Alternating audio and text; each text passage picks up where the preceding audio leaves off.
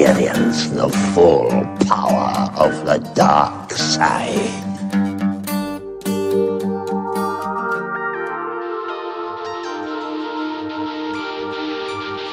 Good!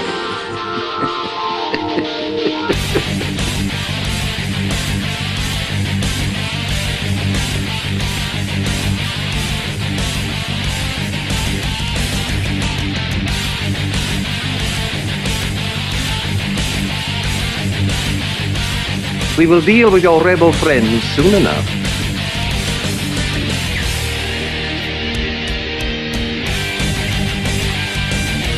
What the?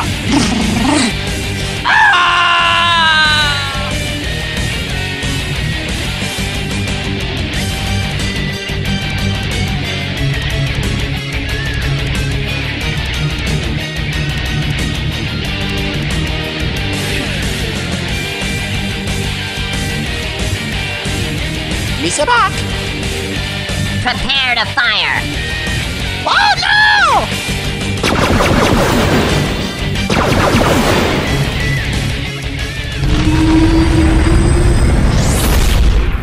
Hello and welcome back to Star Wars Beyond the Stars for episode number 41, recorded on Thursday, July 30th, 2015. I'm your host Fred, aka Sith Lord Corv. And joining me tonight is the commander of Sith Intelligence, Agent Louis Olan. Hello, Fred. Hello, everyone. Hitbox, Twitch, YouTube. What is going on? And as always, greetings from Imperial. Oh, I should say now, Sith Intelligence. Yes, you should say that. And also with us tonight is the captain of the ship, Captain Kimbray, aka Paige. I was waiting on that part before I said hello. I didn't want to, cut you off. Hello, everyone. And of course, what ship would be complete without our resident custodian, Play? Greetings, everyone. I'm here to clean up the mess everybody makes. As it just keeps sweeping all that dirt over toward Lou. That's why you have a full-time job. Oh, yes. Just keeping up with Treek. Working 80 hours a week, and we pay you for a solid 38. No benefits. Where I put the stuff that gets cleaned up, can be benefits. The only benefit you need in the Empire is that I'm not going to force choke you. Now get back to sweeping. Make with the dirt cloud. And of course, over there collecting his dirt. Well, I don't know which one I want to introduce first. ID10T and Treek.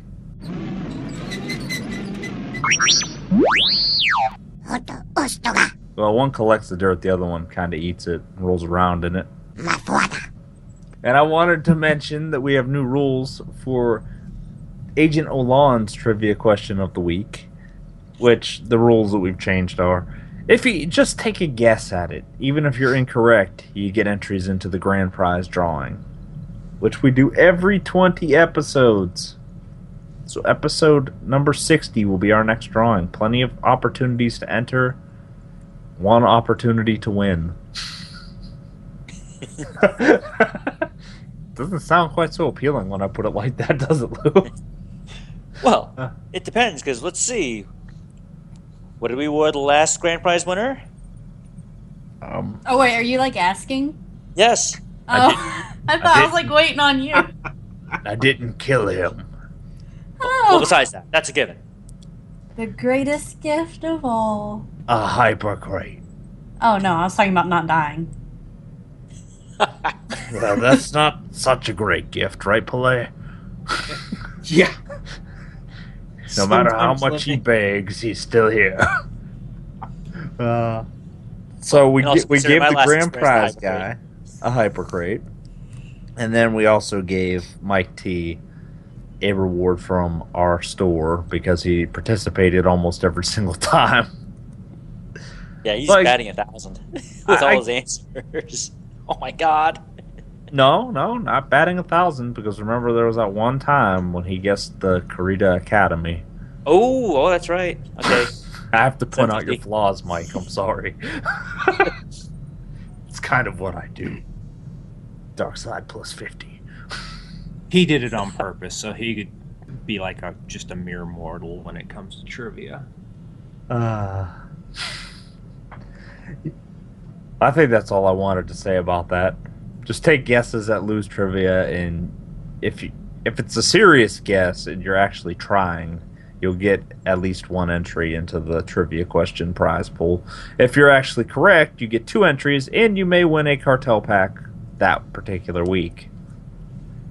You can find out more about our show at StarWarsBeyond.com. We're available on iTunes, Stitcher Radio, and SWTORnetwork.com. You can like us on Facebook at Facebook.com/StarWarsBeyond and you can tweet the show at StarWarsBeyond. Our usual record time is Wednesday nights at 7:30 p.m. Eastern Standard Time at twitch.tv/NoSHTGaming or at hitbox.tv/StarWarsBeyond. We use the latter one more often than not these days. And Paige, what is coming up in the Captain's Log tonight? Coming up in the Captain's Log, we have our last week in game, the Togruta, How Epic Zors, and Agent Olan's Intelligence Report, where Lou will present Darth Plagueis Part 4. And as always, we do have something quick to mention. And this is in regards to the PAX Cantina. All right, an important update. It's a revised plan that was announced a couple of days ago on the 27th of July in the morning. And they say, hey, quote, "Hey folks, we wanted to give you an update on a change of plans around our Seattle Cantina, planned to happen around PAX Prime. As we've been looking at our schedule, we feel that as we are just a few short months from Fallen Empire's launch, it is really important that we focus our resources internally. Our goal is to deliver a AAA quality expansion, and we need to allow the team to put their focus on development priorities, to put all resources into making Knights of the Fallen Empire the best it can be. With that in mind, we have decided to cancel our on-site PAX Seattle Cantina in favor of a live stream event. This allows us to have our team participate without the necessity of traveling cross-country. However, we know that cantinas are often a place where players look to get time to talk with developers, get new information, and acquire some event-exclusive swag. We still want to deliver on those expectations and live up to the spirit of the Cantina event experience. So, in lieu of the Seattle Cantina, we are going to host a live stream on Wednesday, August 26th. Here are some of the things you can expect to be included as part of the stream. A live gameplay through of a chapter from the new digital expansion, Knights of the Fallen Empire. The team to answer questions via chat throughout the stream.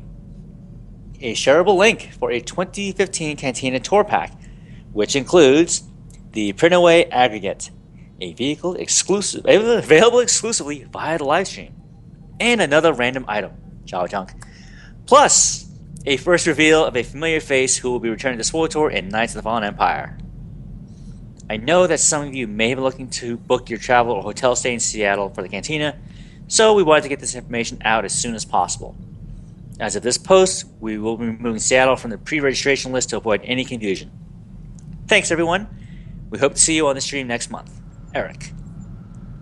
I can see if they want to keep everybody and not travel, because that's always a disruption. When it's not, if it was PAX Austin, I would be kind of irritated. But when they have to travel to Seattle from Austin, that's halfway across the country. So I can kind of see that. At least they're doing a live stream and showing us actual story content. So I'm looking forward to that. And they'll be dumping out the link, and given it's 50, speeders, that should propagate pretty fast. So that's reasonable. Though I imagine the questions will still be as dumb as they often are at the regular Cantina. Like, when are we getting playable Wookiees? Can I have a hood toggle? Well, actually, I put a little notation in here now that you mentioned hood toggle. Since they developed the technology for Togruta to not wear any hood items, it should be fairly simple for them to add a little checkbox that anybody could click to make their head items disappear. Maybe not put the hood down, but they should be able to make all headgear disappear. Actually, it's a good idea. Feedback form. If only they read those, Lou. Yes, if only. I just feel that this PAX thing is a huge mistake with Knights of the Fallen Empire coming right around the corner. PAX is a huge gathering of gamers, and I think that they're missing a prime opportunity to get some new players by not being there.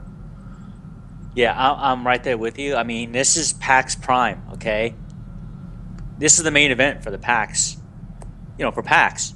All right, PAX East, that's in Boston, all right?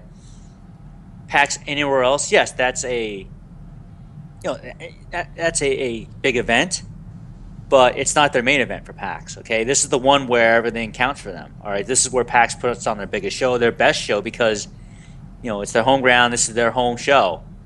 And for Bio Austin to skip it, I mean, to a point, I can see the point that Play just brought up, where, fine, all right, it is disruptive, okay? Anytime your team has to travel anywhere, it is disruptive because you have to plan for traveling, setup, okay, getting people there.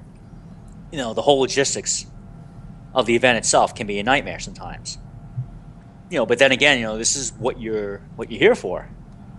Okay, you're there to meet and greet your player base because people want to put a face. They want to actually hear and feel and get that experience with the team, the community team, and the developers that go with them over there on the during their travel. And to say with today's technology, to say you can't I can't work from here. Like, really?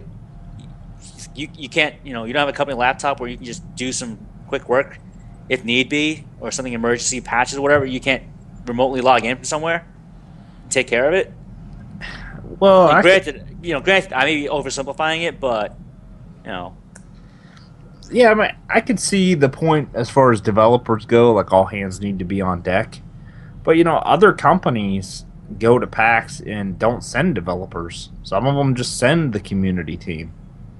Why couldn't they send the community team just to have a presence there and let some people get some hands-on time with the game? Yeah, exactly. And I think that's what players just want. They actually just want to see a BioWare Austin presence.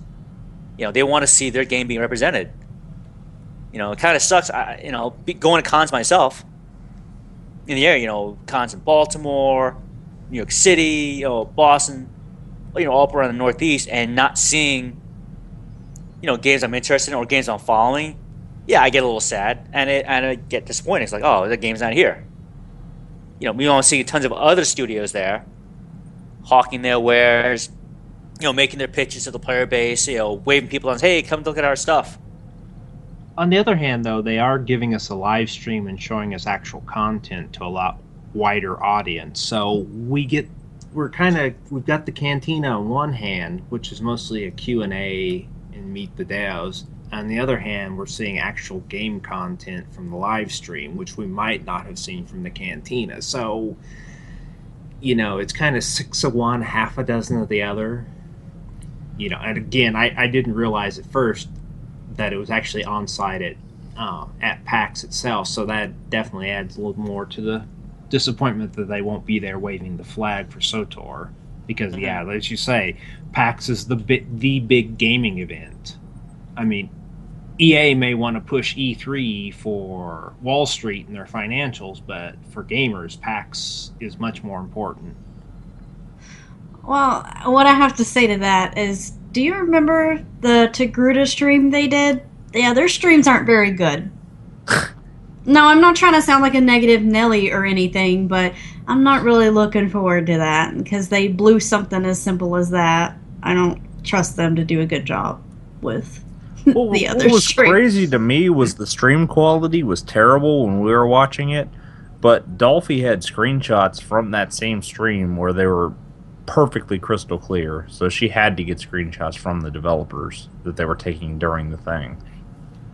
Well, you can also, depending on how you're doing the Twitch stream, you can choose different levels of quality, and sometimes if you choose source, you'll get some clear stuff.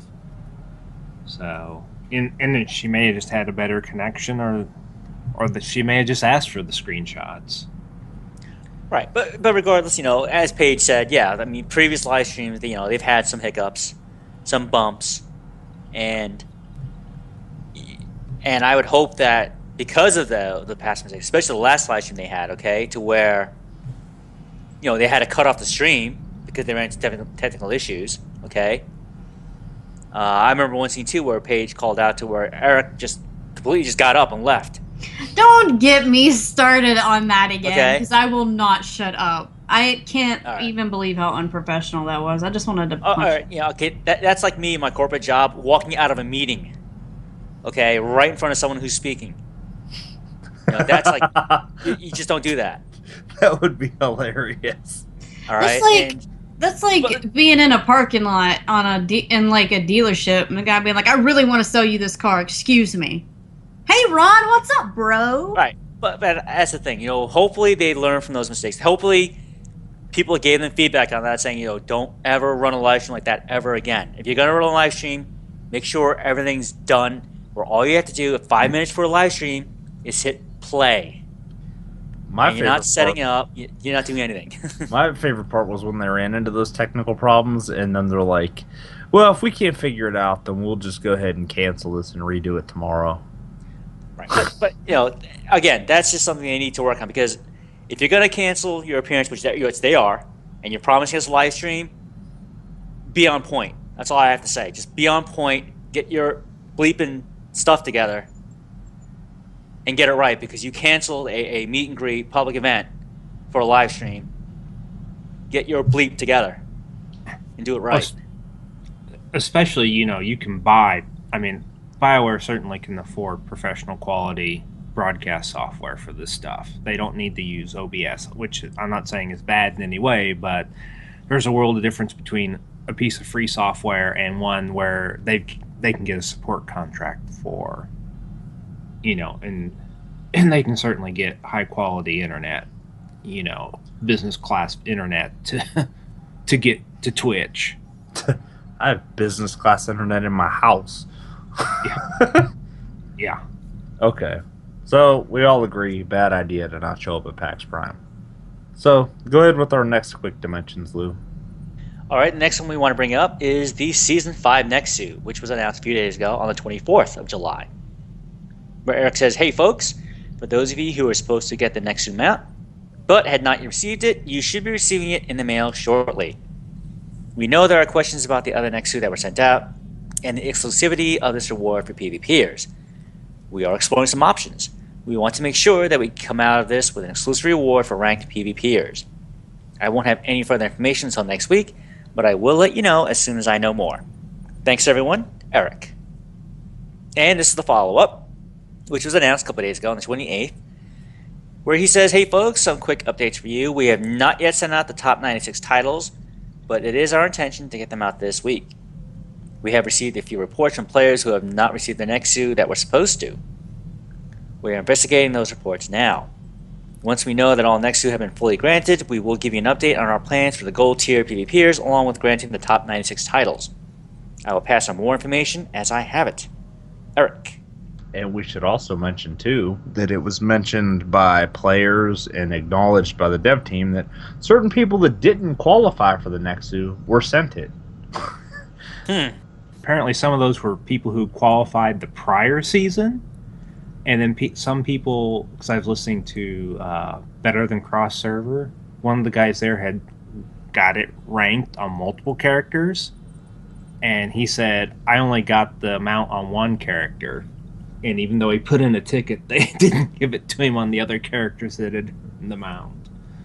So It's pretty screwed up. Yeah. Well, and it even sounds like they don't have the technology to take the mount away from people that have it, because he's like, "Oh, we're going to figure something out because we want to get an exclusive reward out there."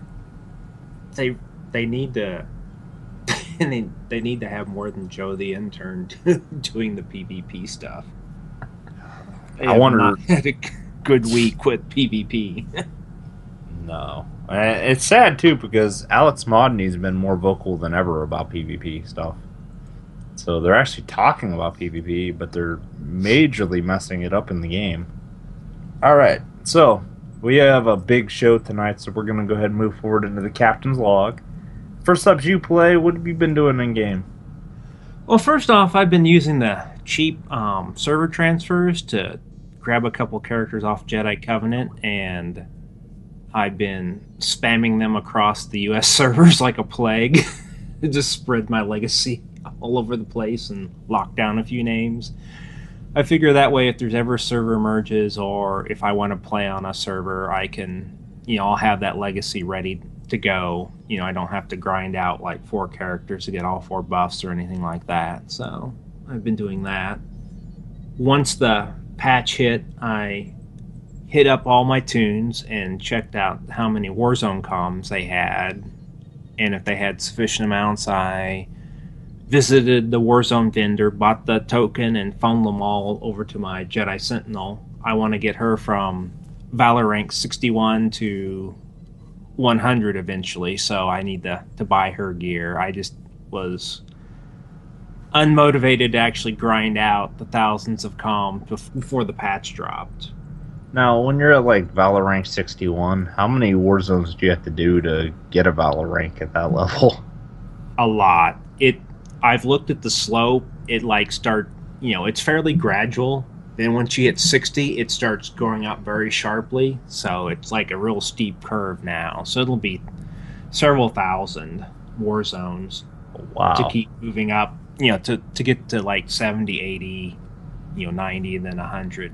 But at least once I'm done, I'll be done with it, and I'll never worry about getting that high again. I might do a few to Valor rank 60, just so they can wear some of the old Battlemaster gear, because some of that's kind of cool. I always liked the Inquisitor one where it had the feathered headdress and stuff like that. So the rest of them I won't worry about, But it's one of those like long-term goals that you can do. It's mostly just getting in there and participating. It isn't like I have to be, elite skilled. I'm not trying for like high rank as in ranked PvP. So, and they don't increase the Valor level with expansions, do they?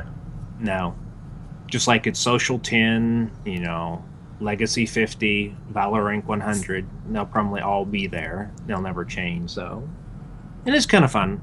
Being elite war hero will be a nice thing to have.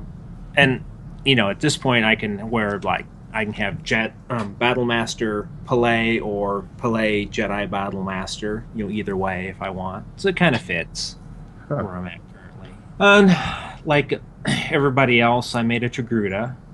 I made mine a Vanguard, and she'll probably end up being my primary tank Republic side. I'm kind of waiting till the initial rush has gone by, the leveler. And then I'll probably be like most everyone else and make a DPS Jedi Knight because I really liked Shaak Ti from the original Clone Wars cartoon. Not so much Ahsoka, but I like Shaak Ti a lot. Yeah, she was badass in the animated series. I was tempted to make a Cathar tune and troll general chat about how great the new race was. Wow. I figured in the end it would probably been done by other people to death, but I thought, oh man, it's so tempting. Like, oh god, Cathars are so cool. I'm glad they added this race. Wait, did people do that? Oh, if not, I've just given somebody an idea to have fun in general I chat. was going to say, I didn't see anybody doing that, but that would have been hilarious. Yeah. If I'd have thought of that, I'd have made a Cathar and ran around. Yeah. Troll everybody, get them all incensed. Yeah, this Cathar looks great. It's way better than that first race they made, the Togruta. Yeah, I know. It's way cool in the cyborg. Yeah. Have you seen my fur? Yeah. I would have done more, but unfortunately, the fan on my gaming PC, the CPU fan, decided to start failing. So I'm kind of old school enough. When you can measure an error rate, it's time to replace the part. So after that, I'd been futzing, till just about an hour before we started. I didn't have it up and running. So I've been futzing around on my old Mac Pro. And it's kind of ironic is that 3 of the 4 MMOs I actually play have Mac versions, whether native or wrapper. But guess which one doesn't have a Mac version? And that's Star Wars. I'm actually more curious what the other 2 are, because I know that World of Warcraft's one of them. What are the other 2 that have Mac clients? Guild Wars 2 and Elder Scrolls Online. Those two use wrappers. They basically take the Windows version and wrap it with an executable. It translates all the calls to Mac-specific ones. Huh. So, I mean, it's not the best, and my Mac Pro is like 7 years old, so I would get on mainly and do simple things. I wouldn't try to do an ops or anything complex because it's just not. I just don't have it set up that way anymore. I mean, I could do boot camp, but I don't have that machine set up, and I'm not gonna, spend the time to reconfigure it to do that when I've got a perfectly good gaming machine. I just needed a hardware part, and I certainly am not going to run like Parallels or VMware or something like that and run it under emulated code, because that would be like running it in molasses. Yeah, I'll be honest, I didn't know that those two games had Mac clients. Yeah. So, if you want to, it's something I wish Star Wars would do. I mean, I don't know how many fans they would add from the Mac community, but it's always good to show that you're, cross-platform, because more and more people, they use Apple products, and they might think about doing a Mac, or at least say, hey, maybe I'll try it out, Yeah, given that Star Wars is free, why not put in the effort? That's something that this game should have had at launch. Yeah. Because WoW had it at the time, and they were trying to be the WoW killer. Mm-hmm. Well, and WoW's a native client, and they've always been a native client. I mean, they do superb Mac support. Oh, I used to play Warcraft on my MacBook. That is all that I had. And after several expansions, I started having a little trouble. That was only because I hadn't updated the laptop, but it worked until I stopped playing, pretty much. Yeah, I used to raid on an old PowerPC chip before they even went to Intel. wow. Back in Wrath of the Lich King. So, they've definitely been a good supporter of it. So, Yeah, that's Blizzard in general, all their games. yeah. And, I've got Steam. I don't necessarily have the full library, but, I've got quite a few, games, including Valve's own games that are cross-platform. You tend to have a better quality game if it's native on multiple hardware platforms. But yeah, at least I have a backup if something goes wrong, or I can do things. So I don't necessarily want to run, like I said, ops or intensive stuff, because the machine's not built that way. But at least it's a viable alternative for most everything.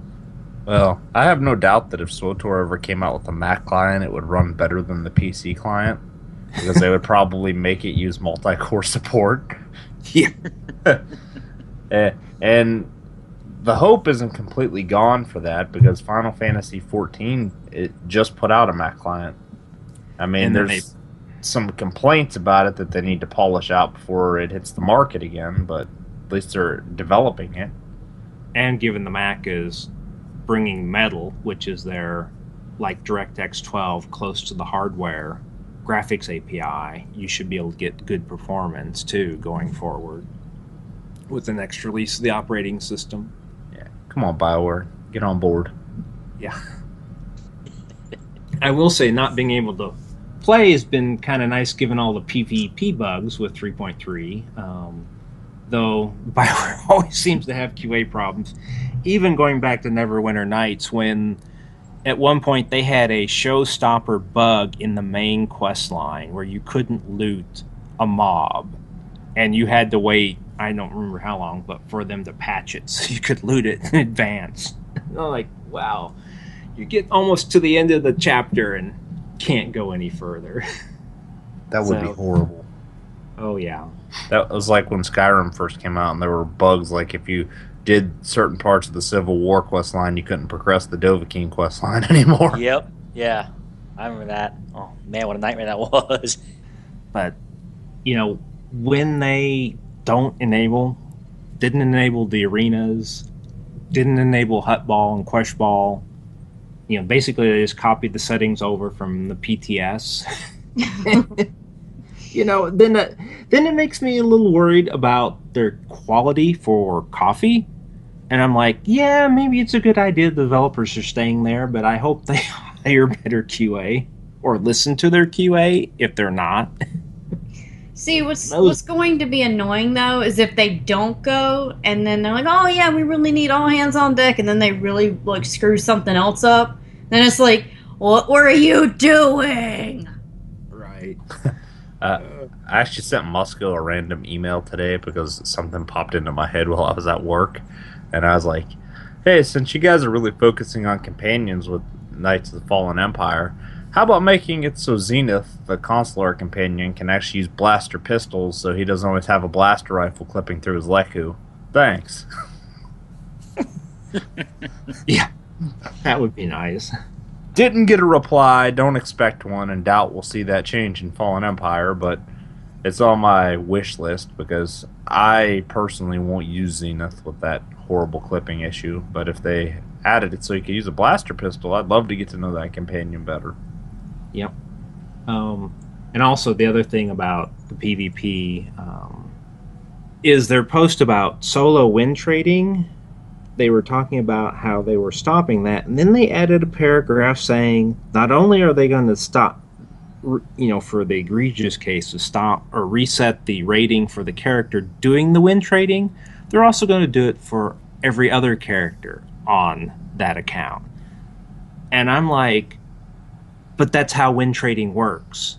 You have one character that you tank their rating to give someone else a good rating, and then your character that you really want the rating on gets their rating boosted by the other person's character that they're letting be tanked. It's kind of like their example of egregious people was the example of what win trading is. And I'm like, come on, BioWare, sometimes what you say sounds like none of you have ever actually played an MMO in a serious manner. I'm like, good God. I don't think that's 100% how it always works, though. Because I bet you there's some people out there that take credits for just repeatedly losing ranked.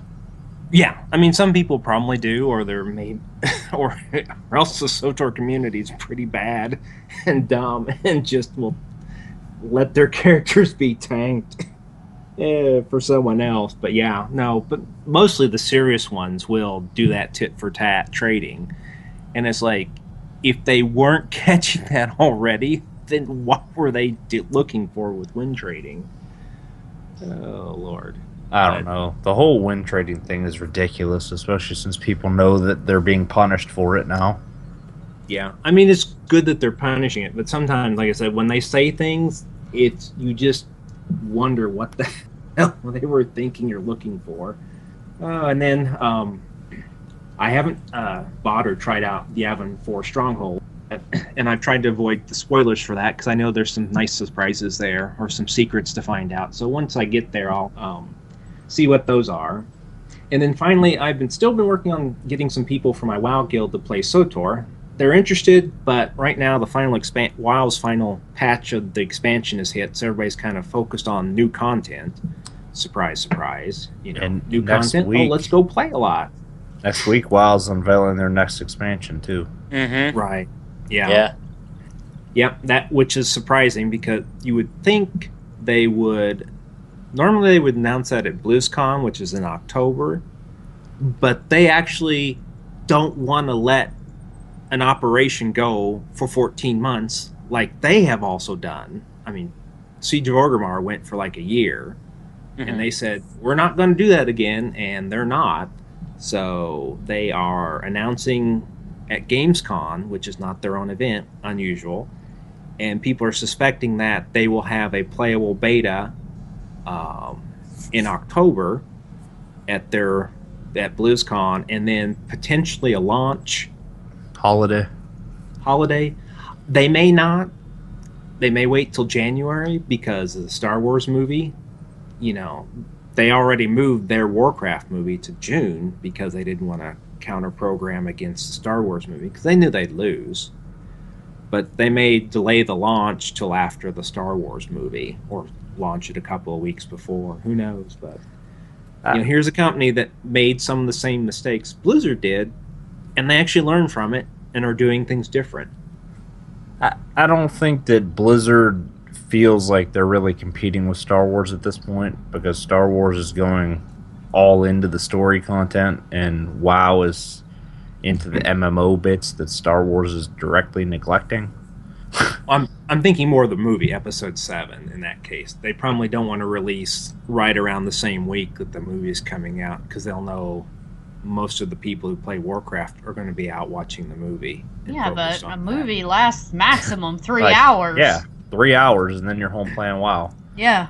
We're talking about nerds here. If they see it less than 10 times in a week, they'll lose their nerd card.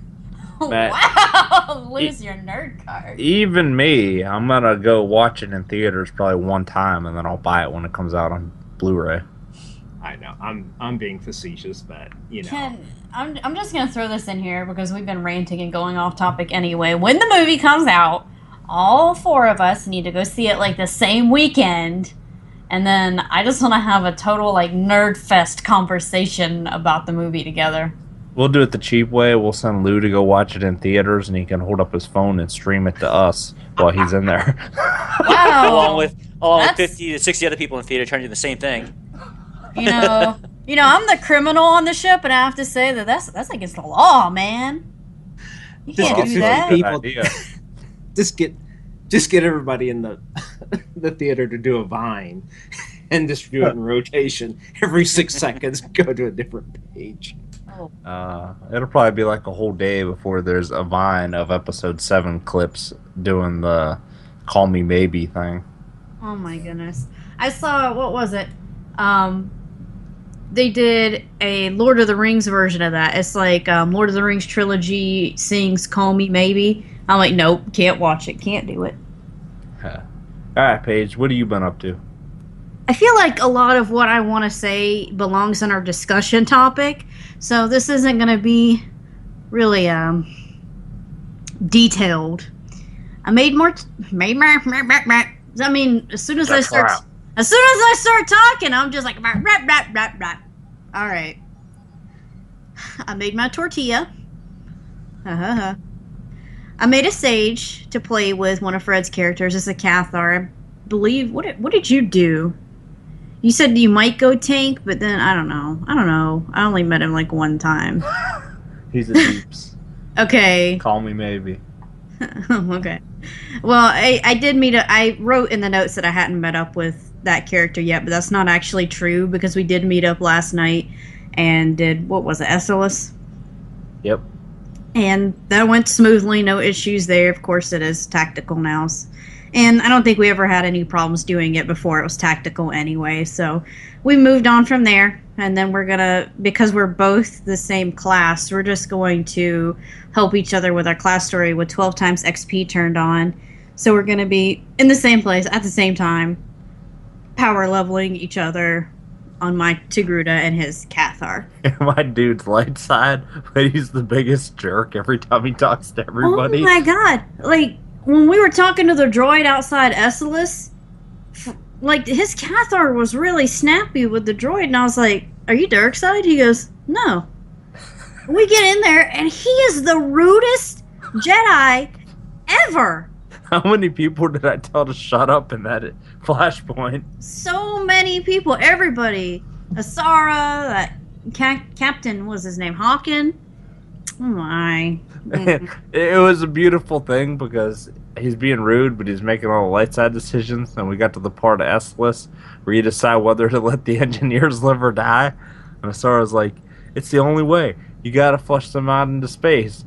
And I pick light side, and my guy turns around, and he's like, what are you thinking? We can't kill these innocent people. Like, he's talking to her like she's a moron.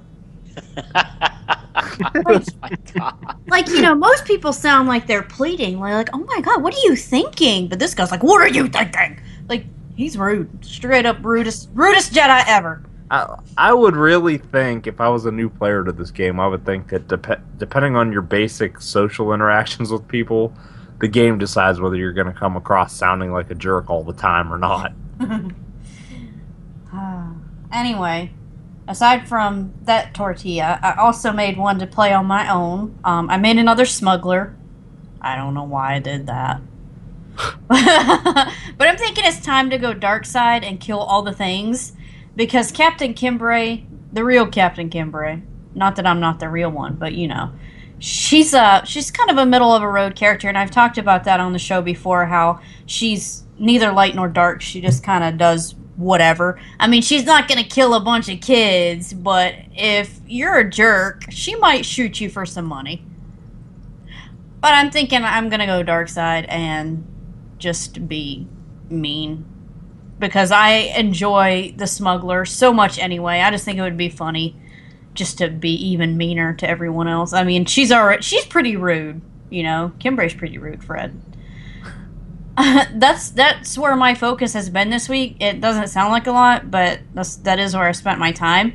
And like I said, a lot of the things I want to say don't really belong in my gameplay. They belong in our discussion topic. So I'm going to save the rest of that information for when we make it there.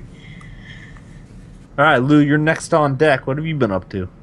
Well, like everyone else, I call it the time of the Togruta, where I had seen so many Ahsoka clones running about. Oh my god! This came out actually because I was actually off work that day, so I literally just jumped in the moment I saw on Twitter that the servers were up. I hit the update.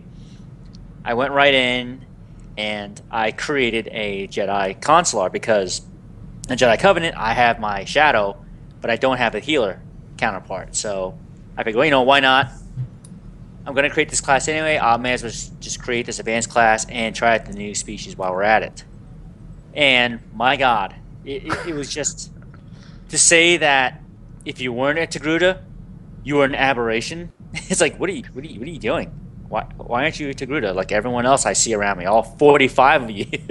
You know what? You're right, because when we were running around on Tython, there were Togruta everywhere, and every once in a while you'd see like a human run by, and you'd be like, "What is this guy doing?" Yeah. He doesn't have cartel coins. No. I'd run by and see a human, and I'm like, free to play. You made me too. I was gonna say, must be free to play. Oops. That or it's that one place like, damn it, I spent all my cartel coins already. I did run into someone who did that. I was like, yeah, I blew all my cartel coins for the month, so I'm screwed. I gotta wait till next month. Man, Chuck from Bad Feeling Podcast was in the same boat. But I'm telling you right now, I wouldn't give a damn. If I had no cartel coins when the Togruta came out, I'd have bought cartel coins. Yeah, I was like, I would have gone around to the website, just bought them. Like, we're only talking 600 cartel coins. $10, I would have had enough.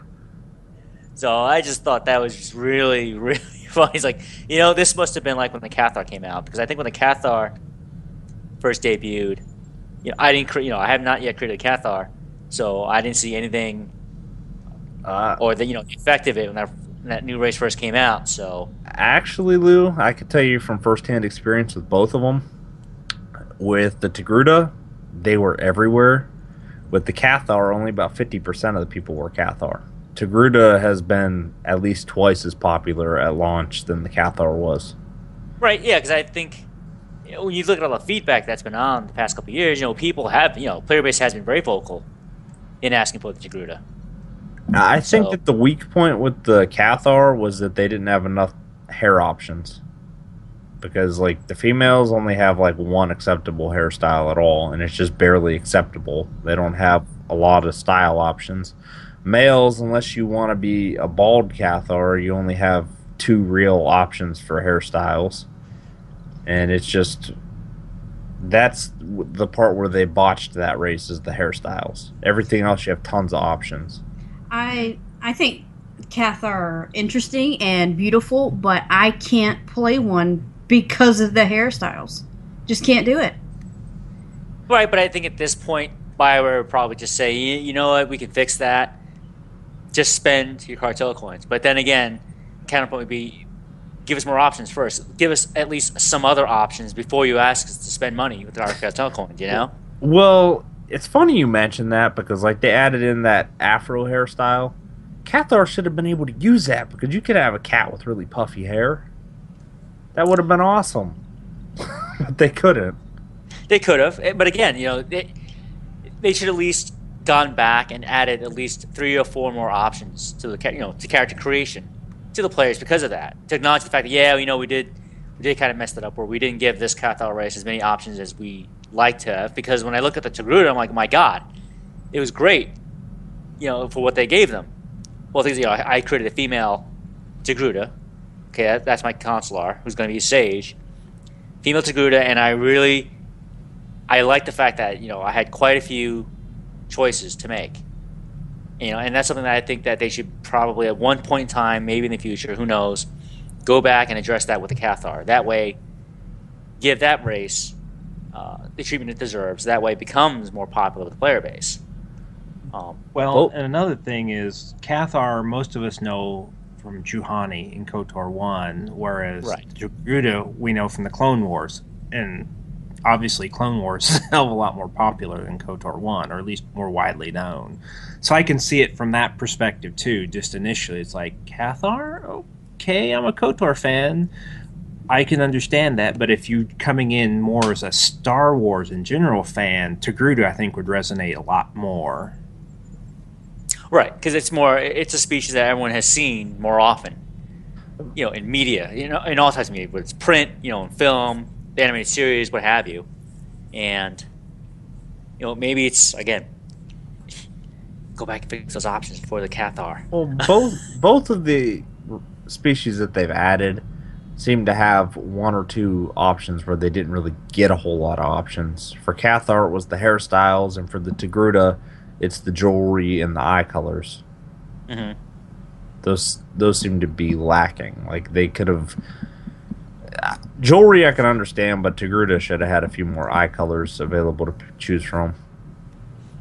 But other than that, like, I can't complain. Like, both of those species have a ton of options for their other options. Okay. Right. Can I just say, I feel like we're getting into our discussion topic. Well, no, because this is about Cathar. Right. To go back to my gameplay, and the other alt I made another Togruta alt. And this one's also going to be on Jedi Covenant. I made a Trooper Togruta because I moved my original Vanguard over into Shadowlands. So all I have is a Commando now on JC, but I figured, I need a tank, or probably tank character. Because I made my Jedi Guardian, but I also wanted a, Trooper tank. So this Trooper is going to be the Vanguard. And, I'm also debating whether or not to make a Togruta Scoundrel. But my role-playing mind, for some reason, I can't picture a female wise-ass badass of the blasters, as anybody human right now. Because when I look at my gameplay, the voice actress for the female smuggler, Kath Soucie, she just has some of the best one-liners in the game. Okay, I figure she has a lot of great choices, and playing my smuggler, my gunslinger's like, no, she's got to be a human. To have that much spunk, to have that much sass, and say, what are you gonna do about it? I'm like, I'm the fastest draw in the galaxy. What? What are you gonna do? So I was like, nope, I can't picture Togruta, seeing how, how they are typically in terms of how their species is. Like, no, I can't picture Togruta being that. Human, not a problem. For Togruta, no. But I still may do it because I still need a Scoundrel healer. So who knows? I may do that one of these days. And with that being said, though, with the species that always have head issues, I'm looking at you two, like, my wall of crazy for the game, someday I'd like to see the armor artists come up with variations of the head armor to fit the alien species and still make it believable. Okay, because being a lifelong Star Wars fan, since '77, since the first movie when it came out, and when you look at all the artwork that's out there, okay, all the different media, and seeing how through the years, especially in terms of when you look at the timeline that Star Wars is in, okay, New Hope, Empire Strikes Back, all the movies, okay, the prequels. Obviously, the Alliance always has, alien species, excuse me, in it, because they're everywhere. They're all part of the Republic, and they're all fighting the Empire. And I've seen through the years, like, how artists have definitely come up with, how other alien species, they made their own versions of helmet armor that other species, may be able to fit into. Okay? Like, case in point, like, when we watch Return of the Jedi, who is landed as co-pilot in the Falcon? Right? He's a Celestin. Okay, does he wear the same headpiece that Chewie wears when he's piloting with Han? No, he's wearing his own variation of a co-pilot's headset. So I think, why not one of these days where they do the same thing, if I make a trooper Togruta, maybe one day they'll say, all right, if we have Togruta serving in the Republic military, this is what this species wears as their helmet. Yeah, so and it the wouldn't benefit even... of some protection and some sort of, eye visor, macro binoculars that those helmets are supposed to have. Yeah, it doesn't even need to be like 10 different options. They could make one helmet option that can be matched to chest, and if a Togruta wears a AIM type helmet, it gives that graphic. Right. Kind of like with the mirror Luke they have. Okay, maybe just something for to cover, and protect the eyes of these species, the eyes and ears, whatever they have, so that they have something. Put a few on the rep vendors and sell some in the cartel market. There's an opportunity to make some money. Exactly. Race-specific armor. Right. And still give those species, hey, you know what? Yeah, they have a complete set of armor that doesn't, get messed up by the headpiece. I'm surprised that they didn't retroactively add that ability to have no head items show to the Twi'lek, so that you don't have a Twi'lek that just puts on a helmet and looks like a regular human trooper running around anymore. Who knows? They might. Again, maybe it's something they'll do. They've seen they can do it with the Togruta. Maybe it's something that they have on the back burner that somehow they can implement in the game as time and resources allow. But that's something I wanted to mention, because that came to mind the moment I created my Togruta. I was like, wait a minute. I've seen them do it in other Star Wars media before, as like artist conception or, drawing of how these alien species fighting the Alliance have modified, typical human armor, because the biggest group of people in the Alliance for Star Wars, yeah, they're humans. All right, but there are other alien species fighting with them that modify the armor so they have protection too. So why, maybe one day they'll do the same thing with Tor, as time and assets allow. And like Pele, I did not buy the new Stronghold on Yavin 4. Almost did, though. Thought about it. But then as I'm sitting there at the house purchase kiosk, I'm like, you know what? I barely decorate the Strongholds I have now. I mean, I just dump things in there. Whatever I get, I just put out there. And I would feel like a Star Wars slumlord, just buying properties and just never developing them. What is that? Yeah. Like that one guy, what was it? Oh God, is it Nar Shaddaa, Fred? Where you find those two kids? No. Coruscant. Yeah, Coruscant. Where you find those two kids? You know what I'm talking about. The 12-year-old girl looks like a fully grown woman. Yeah. She does not look like she is 12. And besides, not to mention my lore mind says no to living in Yavin 4. All right, that's my own FU to the EU lore wiping Disney. All right. Just wait till episode 7 comes out and everybody's living on Yavin 4 with bunk beds. Bunk beds, castles. Like, wow, look at all these dangerous creatures that are just outside your door. No, they're all in pens, corralled. Welcome to the Naga Sadao Estates. Yeah, exactly. Force Ghost on the left. Naga Sadao Estates Jedi Retirement Home. Welcome to Yavin World instead of Jurassic World. Welcome to Yavin World. I also picked up a new cool-looking blaster rifle that I saw in GTN for my operative. I think it must have come out with the new packs. And I was like, wow, that looks pretty cool, the way its graphic came out. And I was like, you know what, I'm going to try it out anyway. So I bought it, and I actually adapted it. Well, I use it now with another costume slot I bought for my operative, because it actually fits her. Because the outfit that I chose this blaster to go with makes my operative look like a street thug / merc, like, the kind of mercenary you see in all the bad movies. Kind of like the ones you see in the Mad Max movies. Nice. With the leather and the short stuff. Like, oh yeah, this will look nice. I'll go with this. Also, tempted to try and buy into the hype crate again. Still thinking about that. I may do it over the weekend because I'm still pissed about the last time where I just got complete garbage. Okay, not one thing I wanted to use or keep. Did you get the bracer in the platinum pack like I did? Yeah. Wow. A whole bunch of crap, and it's stuff that for other players it may be great, but for me, for what I need, what I play Tor for, whatever, no, whatever I got from my upgrade just didn't work for me. And again, I realized, it's a gamble, okay, with the hyper crates. You make it something great, you make it something bad, whatever. All right, to me, I put it up there. It's almost as bad, not as bad though, almost up there with the loot crates that you get in Star Trek Online and other MMOs that use this loot box quote unquote mechanic with their online cash stores. But just before the show, I had an in-game experience in Marvel Heroes with those kind of loot crates. Mm-hmm. There was one particular item that I wanted, and it was listed as a rare for that pack, and there was a bunch of garbage. And I'd been buying the pack sporadically, but they put out an announcement that this particular one is going away in a couple days. And it's the one that pairs up with Ant-Man. And inside the pack, it has both a flying ant and a giant ant companion that you can get, which the companions in Marvel Heroes actually serve a purpose, but I won't get into that.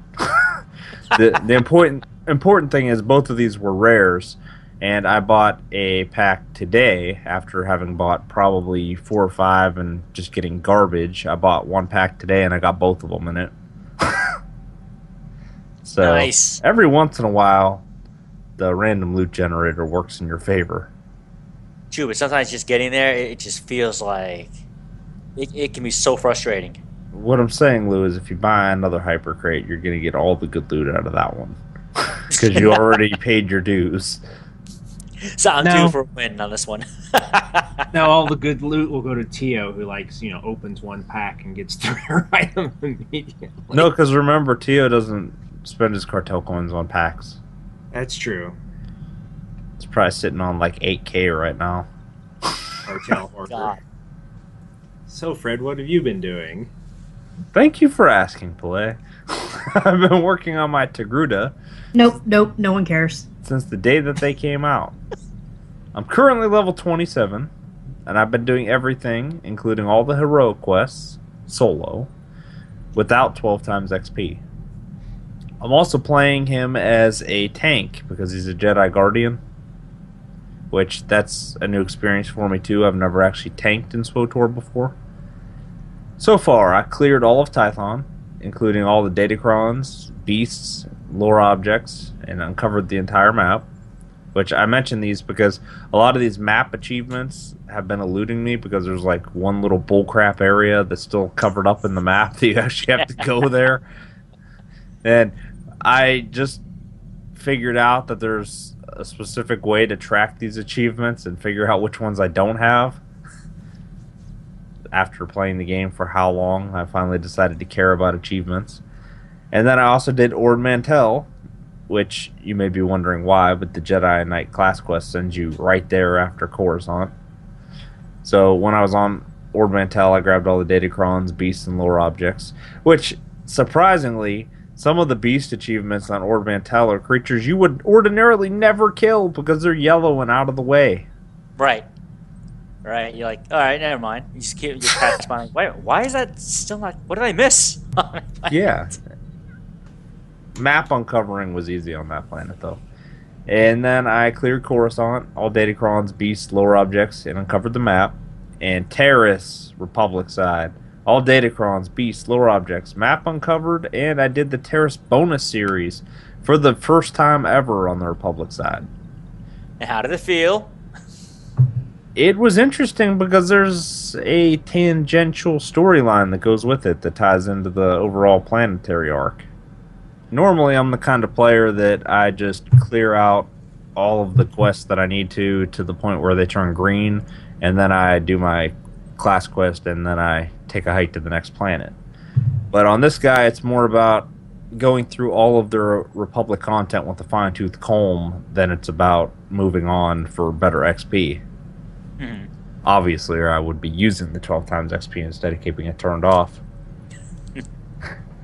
And I've been doing the Warzone dailies every day just to get my Valor rank up a little bit and start hoarding some Warzone comms in case I choose to do anything with that. I did the bounty contract dailies every day that they were active, and I was above level 15. Which I made a list of which one of those I still need to capture and kill the different bosses so I can wrap up those achievements too as time goes on.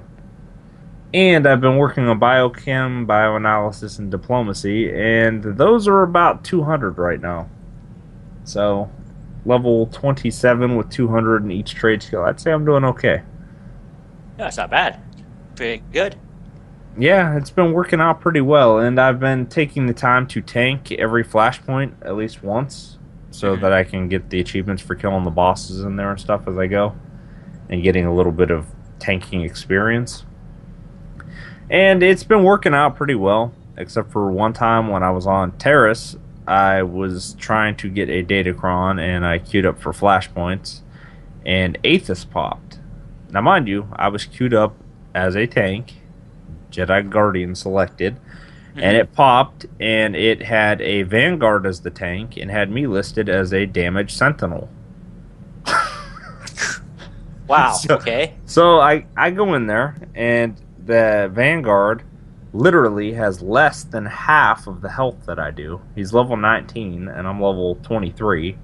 And I was like, do you want to tank this, or do you want me to? And he's like, I'm going to tank it. I queued up as the tank. I'm like, okay. I did too, but we won't get into that. And then his buddy was the healer, unfortunately, was the commando in our group. So that guy, on every single pull, he almost died. And when we get to boss fights, there were times when I may have been switching back into tank stance and commanding aggro so that the group wouldn't wipe, maybe. And when I got out of the flashpoint, I couldn't figure out why the hell I was dying so easily, and here I forgot to go back into tank stance. Derp. And then things got a lot better. But I've been impressed by my ability to actually tank things and solo heroic 4s with Kira as my companion. And I am liking that because this is my first time I'm really getting to play with Kira, because I've always been a DPS before. Mm-hmm. So I'm actually using her and tanking, and it's working out pretty well. And that's pretty much all I've been up to. So now it's time to move into our discussion. Where, what are we going to be talking about tonight, Lou? Well, the Togruta, they're here. And hardly anyone is talking about it. Well, we were, but we're going to keep going with that conversation. And one of the points we want to bring up, too, is obviously, as Ray mentioned before, the no-head items, okay? Could this one day lead to the toggle hood mechanic that a lot of players have been asking for since launch? Make it happen, BioWare. Right, because, you know, as Play mentioned earlier, okay, that's, you know, to him, for Play, maybe hood toggle hood doesn't matter. For other players, it does, and now that we've seen where BioWare has given players the ability to hide those head items on Togruta, you know, could that possibly give the programmers ideas to say, all right, now how can we make this work for all the other races for their armor sets and such, okay? I do want to interject, too. I remember back in the day with the Jedi Knight specifically, there used to be posts and posts on the forums of people asking for hood toggle and asking for robe options where the hood was down on Jedi Knights. And I can tell you from playing a Togruta as a Jedi Knight now, those hoods do look those robes do look infinitely more badass with no hood. Right, yeah, because there are, for my Sentinel, okay, and my Marauder, there are lots of robe looks that I would love to wear on those characters, but I don't. Why? Because the hood makes it look like crap. Okay? And, you know, we've seen in the past that there are other items and NPCs where they have the hoods down. Okay? And it's just like, you know, why can't you just give us that ability? And now that we can do this with the Togruta, maybe, like I said, hopefully this is a step closer to where you can actually implement in the game. Again, time, resources allowed. maybe that's something they can do to, again, make another quality of life improvement for the player base. Yeah, I mean, I understand hood toggle in itself probably would be a huge technical undertaking because you would have to have a model of every robe with the hood up and hood down. But a nice compromise would just be to add the feature that the Togruta have where you could just make the hood disappear altogether. Right. I think it's a good option to have that. I mean, my complaint about the cantina is everybody keeps asking the question when they've answered it, ask a new question. But no, options are good. I would like to see the hood toggle because, like you, there's some cool robes. And another thing is for, like, RP. How many times do we see a Jedi Knight come in, pull his hood back? If you did that, like I'm out in the desert or something, I have my hood up, but I come inside, I put it down. It could be a fun little thing to do. Add to the game. No. What is it? That one classic moment where you first see a Jedi Knight over the form of some unconscious farm boy. What's he do when he hears the droid beep? Pulls back his hood. Pulls back his hood. Says, "Hello." Well, he didn't want Luke to think he was hallucinating, and a giant Jawa walked up on him. It's like a simple thing like that. A little scene, a quintessential scene when you first meet Ben Kenobi, like that, where he pulls his hood down, the Jedi Knight greeting someone else. Does anybody else want to see in Episode 7, though, a Togruta Jedi just really fighting, trying to pull the hood over his head, and he can't do it? I think that would be a great blooper reel on the set. And then he just gets mad and just rips it off and throws it on the ground. Just the hood. There we go. Much better. All right. Now, the next thing we're going to mention too, the new Togruta versus the original NPCs that we've had in the game for the past few years. And my panelists here on the show will notice that I included images below this. Yes, for those of you who listen audio-wise, they will be on the website, though. I will post them with the show. Right, but if you only listen audio-wise, yeah, Fred did post some images for comparison's sake in our show notes, so we can all see them. And that's what we'll be using as our reference point. Okay, one of the points that we're going to bring up is that there's a more defined line to where the face ends and the head montrails begin. Okay? Okay, so let's go bullet point by bullet point and talk about it a little bit here. So, this line where the face and the montrails begin. What do you think about this? Old versus new. In the old models, it's pretty much seamless and looks like one piece of their head. New models, you could definitely tell that the head montrails are a different texture altogether. I think it's good and bad. I like the seamless look because it seems more like they're their own species, whereas in the newer version it might sort of look like a human with something stuck on top of their head, like a cosplayer or something maybe even. But I do like that because it's a different piece, they have allowed for those different textures so that it doesn't look so cartoonish, if that makes sense. Yeah, you could definitely see more imperfections in the new models. But not like imperfections in a bad way. Imperfections that you would expect to see. Yeah, like planned ones, like wrinkles and actual texture to the montrails. Yes. Whereas the old ones, it just looks like an extension of their skin where it's really smooth all around, and the new ones are wrinkled and almost cracked a little bit. What do you think, Play?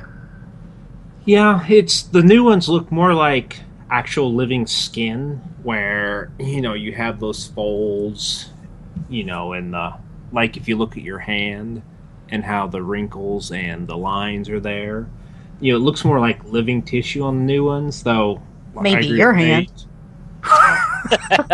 Yeah. Sorry. Some of us have to push them up. We can't just daintily drive the ship about. Oh, daintily drive the ship. This guy doesn't know anything. Speaking of which, that was so funny, I peed myself. Grab the vibro while Play. For Treek. Better be careful. I think Treek's going for it. She might try to sweep right underneath you.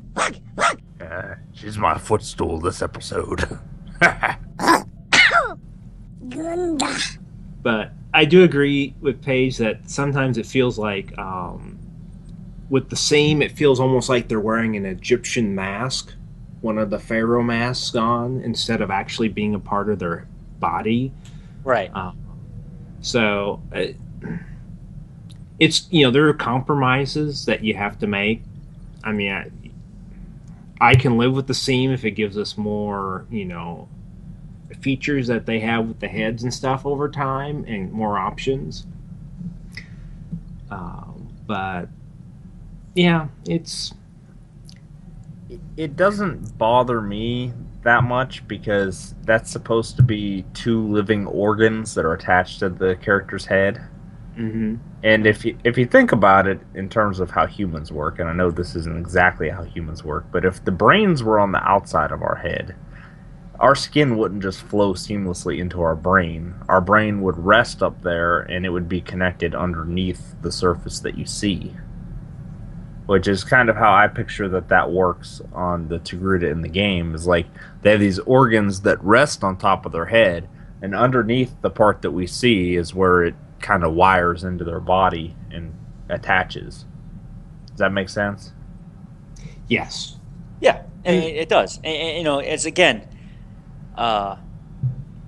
you know, this is a completely different species, and so I think with the new models, they actually went out of the way to say, okay, you know what? We'll make it to where, yes, when you read up on this species, yeah, those are, you know, distinct organs on top of the Togruta's head. Okay, and I guess they wanted to show that it's just like, all right, this is where their, you know, their humanoid head begins or ends, and this is where now we show the differentiation that they are an alien species to where, hey, these organs that they use for their survival, you know, are here. Rest in this, you know, quote-unquote headpiece that they have on top of their heads, and we want to make you want to make sure you actually see it, that you know that it's a different part of their body. Okay. And then our next bullet point here is that the old female Togrutas, in example Ashara and the female NPCs you see around, they have eyebrows, and the new females and males do not. I want to start here, please. Please, please, please. It may not be correct for them to have eyebrows. I don't know. I don't know if they're like the Ratataki and they don't have, you know, body hair. But as a female, and I know you boys won't understand this, I know how important eyebrows are for face shape and for kind of bringing your whole look together. And without eyebrows, all women look crazy. Can you imagine? It's been said before, the thinner the brow, the crazier the girl. So you don't have any eyebrows, how crazy do you look then? So I really want them to put eyebrows on these Togruta so bad. I cannot stand the way it looks. I have tried to put face paint on my character. Well, whatever, paint. It's not really paint. But, you know, I've tried to make a pattern on her face to where her eye area is kind of lined by a pattern, but it's not the same. They need eyebrows so bad. Yeah, that means my operative, she's just bat bleep crazy then. Well, and it gives them a skull face look too. You know, when you have that smooth without the eyebrows, it's more skeletal. So. Right, but then again, you know, these, you know, they're not supposed to be human. So I figured maybe the devs were like, okay, or maybe the original creators of the Togruta were like, okay, they wanted to make it a humanoid species, but then now with Bioware Austin's take on it, it's like, no, let's just take the eyebrows away. That way we make them even more, you know, quote unquote, more alien. Because they don't have eyebrows. They have cool face patterns to offset that. One thing that had been suggested, which I have a reference image below these on the next page, is that these were based off of the Togruta that appeared in the Clone Wars series, because that's the only official canonical source of Togruta now. And when you look at these, they didn't have eyebrows in that series. Okay, well, explain how the female in this image does not have eyebrows, but she very obviously has eyelashes. I don't know. I didn't create them. I mean, I guess it's the same argument. Why do female Twi'leks have little stubs for ears and the males have human ears? You know, there's just differences in them. I mean, just like it's not a bullet point that was added here, but if you look at the old Togruta and the new Togruta, the old ones have different color lips than the rest of their face too, and the new ones don't. Yeah, I did notice that. It almost looks like Ashara in the image that you have. Maybe even has like a cosmetic lip, like she could have even applied lipstick. The male that you have beside her, his red doesn't look so much cosmetic as it looks like it matches the Montrails. Does that make sense? Like, she looks like she might be wearing makeup, and he looks like his lips are colored naturally in that really deep red. Right. I don't know if you could see it clearly in this image, but Ashara's eyebrows are also pink. Yeah, I noticed. Yeah. Yeah. So I think it's just an Ashara thing. Because I remember it was in the old lore on Wikipedia that Togruta typically did have different colored lips. It described them as they're typically gray lips. But obviously that wasn't something that was honored entirely in the Clone Wars series, so it didn't persist into SWTOR, if that was what they based it on, which is just a guess by the community because of one of the other bullet points that we have with males. The old males had longer leku, and the new males have much shorter leku. Are those considered leku? The ones that hang down are leku, and the ones above their head are Montrails. Okay. So I don't play a male, so that doesn't really mean anything to me. But I know a lot of people want to play a male, and it bothers them that it looks that way. And we even had some Facebook comments on this when I asked the group how they felt about the males. Well, I asked the question, how are you guys feeling about the male Togruta? I had one person say, don't care. World of Warcraft all the way at the moment. That's not Play. Did you comment on No. That's not No. play. Someone else said, one abbreviation, LOL. This is someone I feel comfortable calling by name. I don't know these other two folks well enough to use their name on the show. Jay Connell, looks okay. I knew the new race would be pretty. And Fred, you also commented on this. What the heck? I would have preferred the longer head tails, but at least this should mitigate a lot of clipping. You answered our own question. Aren't you cute? I was talking to Jay. Then why didn't you tag him? You Because I don't know how use Facebook works. Just stop. Okay. But I can see how people would be upset because the expectation wasn't set that they were going to look different than the ones that were already in the game. You do have a picture of the old male and the new male, and the old male really resembles the female model, and the new one doesn't so much. And because the expectation wasn't set, I think a lot of people are disappointed with what they paid for.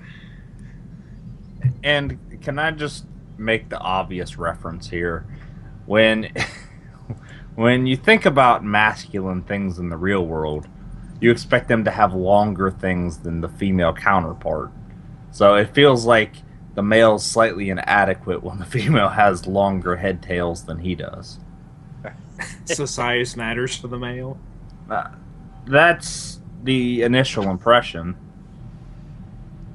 See, that never crossed my mind. That's totally must be a man thing. Yeah, it is a man thing, and I think that's why it bothers so many people. It's kind of like eyebrows for women. Well, let's be honest here. Before the male Togruta came out, was anybody expecting it to not look similar to that first male, the old male? I was surprised when I saw the picture that they were short. I was like, what? Okay, it must have been a clipping issue, but no, I fully expected the length because on the Twi'leks, male and female Twi'lek Leku are both the same length. Right. Yeah. Well, believe me, I don't think BioWare would do anything to alleviate clipping issues. I don't think that even concerns them because style-wise, there's enough outfits in the game that you can kind of plan around clipping issues. You were talking about how the final image what show is that from? Clone Wars? Yeah. That final image is the source of canonical model for the Togruta. And I'm one of those people that doesn't watch the show, not because I don't want to, but just because I have other things going on right now. It's one of those things I'm going to get to.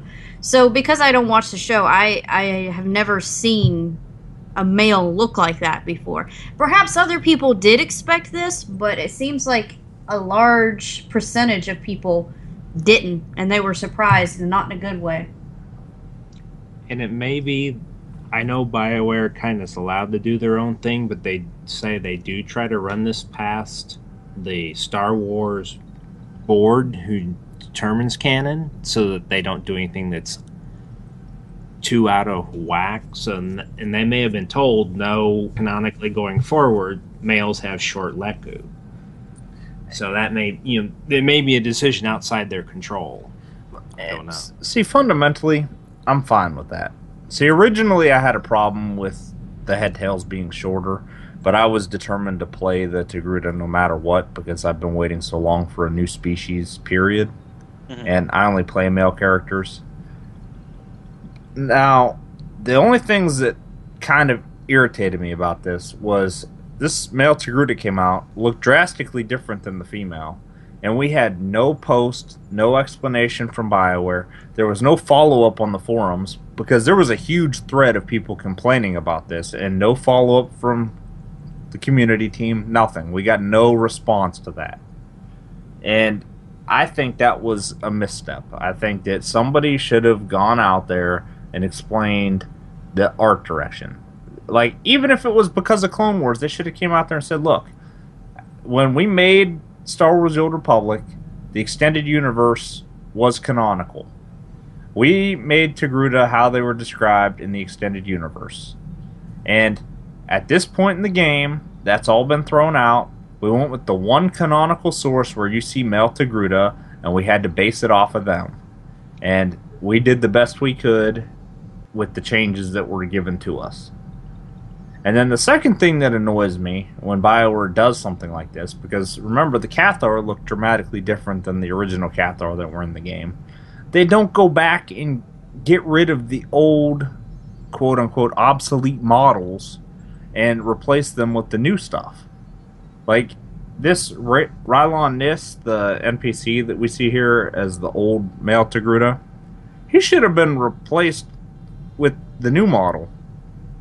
Certainly the NPC should be replaced. Now, Ashara, I would probably leave alone because a lot of people have gotten used to her being that way, and they might be upset, or at least give them an option to choose new look, old look. Right. But now I'm starting to think, I wonder if they didn't show the male on the Yavin 4 stronghold because they had the short leku, and they didn't want to start a storm at that point. They didn't want to start a what play? A Shaduki storm. Right, sorry. You know. I'm sorry. I was just going to say, like, if they were going to go back and replace the old models with the new models, I think they could even leave the females alone. Characters like Ashara, they could leave her alone. The eyebrows and the lip color, that's not that big of a deal. But when you're talking about a drastic difference like there is with the male, I think it would be appropriate to go back and to replace the old models with the new ones. Because, I mean, when you compare the images of these two females, I mean, they have different colors on their skin and everything. They're not that different. Well, just the graphical fidelity, like the bottom one looks a lot more HD than Ashara does. And I expect that as time goes on, they will add customization kits that make Ashara look like the new Togruta. Because they have at least one for Eric Jorgen that updates him to the new Cathar. Mm-hmm. Yeah. And that's a great way to do a cartel market item, you know. Yeah, I agree. But if they were to say, you know, okay, we need to update Ashara, hopefully they would add the face patterns and stuff that she currently has to the new Togruta so they can make her look as close to as she was as possible under the new system. Right. Okay, so our next bullet point. Clipping issues. Was this handled as good, better, or worse than we originally predicted? I feel like I did have some clipping issues with my Sage when she was using a training saber. And I did expect that because of the way that it sits on her back. And there's a reason that I chose the type of character that would use a weapon that they holster on their hip so that it wouldn't be clipping. So there was clipping issues there. I did expect that because the weapon was on her back. Now that she has the weapon on her hip, I've put her in a cosmetic outfit that I like. It works well. I haven't really seen anything else. There was something odd when I was running when I first had that training saber, but I haven't noticed it again, and it was kind of something going on with the back of my head, but I don't know. Maybe it's just a glitch. Yeah, I noticed when I was on Tython running around with my training saber. I only have the one Togruta so far, and just when I had the training saber, when I was standing still, it wasn't clipping into anything, so that's already a step above the Twi'lek. But when I would start running, it would clip into the side of his Leku there in the back. Yeah, that's what I was experiencing, and, I don't have to worry about that now. I think it was handled pretty nicely, though, because I thought that I might have some issues with the part where it comes down over the shoulders, and honestly, it rests on the chests and their... What's the nicest way for me to say, like, boobies breasts. On our show? Okay, breasts. It rests on their collarbone, their breasts, and I thought that some of the outfits that I was looking at, that there might be some clipping issues on the chest, and there isn't, especially with the outfit that I chose. I chose, oh god, what did I choose? It was like the elegant dress or something, I don't remember. She put her Togruta in a dress. She's so pretty! Well, and that may be why they have the seam for the head, so that they can maybe subtly adjust the head, the Leku and the Montrose, a little bit, so they're sitting on top of any outfit that you're wearing. Whereas if it was like it was a one piece with the head, they might not be able to make those minor adjustments. The only clipping that I've noticed is when I'm on the character selection screen. The characters, like, they move slightly. Mm-hmm. Well, the male, at least, kind of like shifts his head down into the left a little bit, and it will actually push his Leku like into his chest when he does that a little bit. It's not horrible, but it's noticeable that it actually goes inside of him a little bit. I think, though, that it went better than expected. Now, I have not seen someone like a trooper with a big gigantic gun. I haven't seen that yet. So there could be some issues there. I haven't seen that, but that doesn't mean that that's not an issue. If anyone out there has that issue, tweet me a picture. I want to see. Yeah, because as Fred and I were talking about pre-show, I have a Togruta trooper now, and I know some of the armor sets that I like in my trooper do have a backpack / rucksack look to it, which I know are going to cause issues because of how the head is designed, and I'm just curious to see if they did anything to prevent that, or they just said, F it, we're just letting it go as it is. Well, I will tell you that the females, not only do their Leku in the front hang down lower, but the one on the back of their head does as well. Whereas the males, there are some trooper breastplates that you can wear where it's not a backpack, but there's a thing that sticks out the back of it, but it's well beneath your Leku there, so it wouldn't clip there. Which I may eventually make a Togruta trooper and put him in a special breastplate like that where it won't clip, and give him one of those short little blaster rifles so it won't clip into the side of his head either. Right. But I just feel like a trooper, you'd have to be so careful in what you dress them in. I'll just consider the backpack a Leku warmer. Yeah. Just plug it in.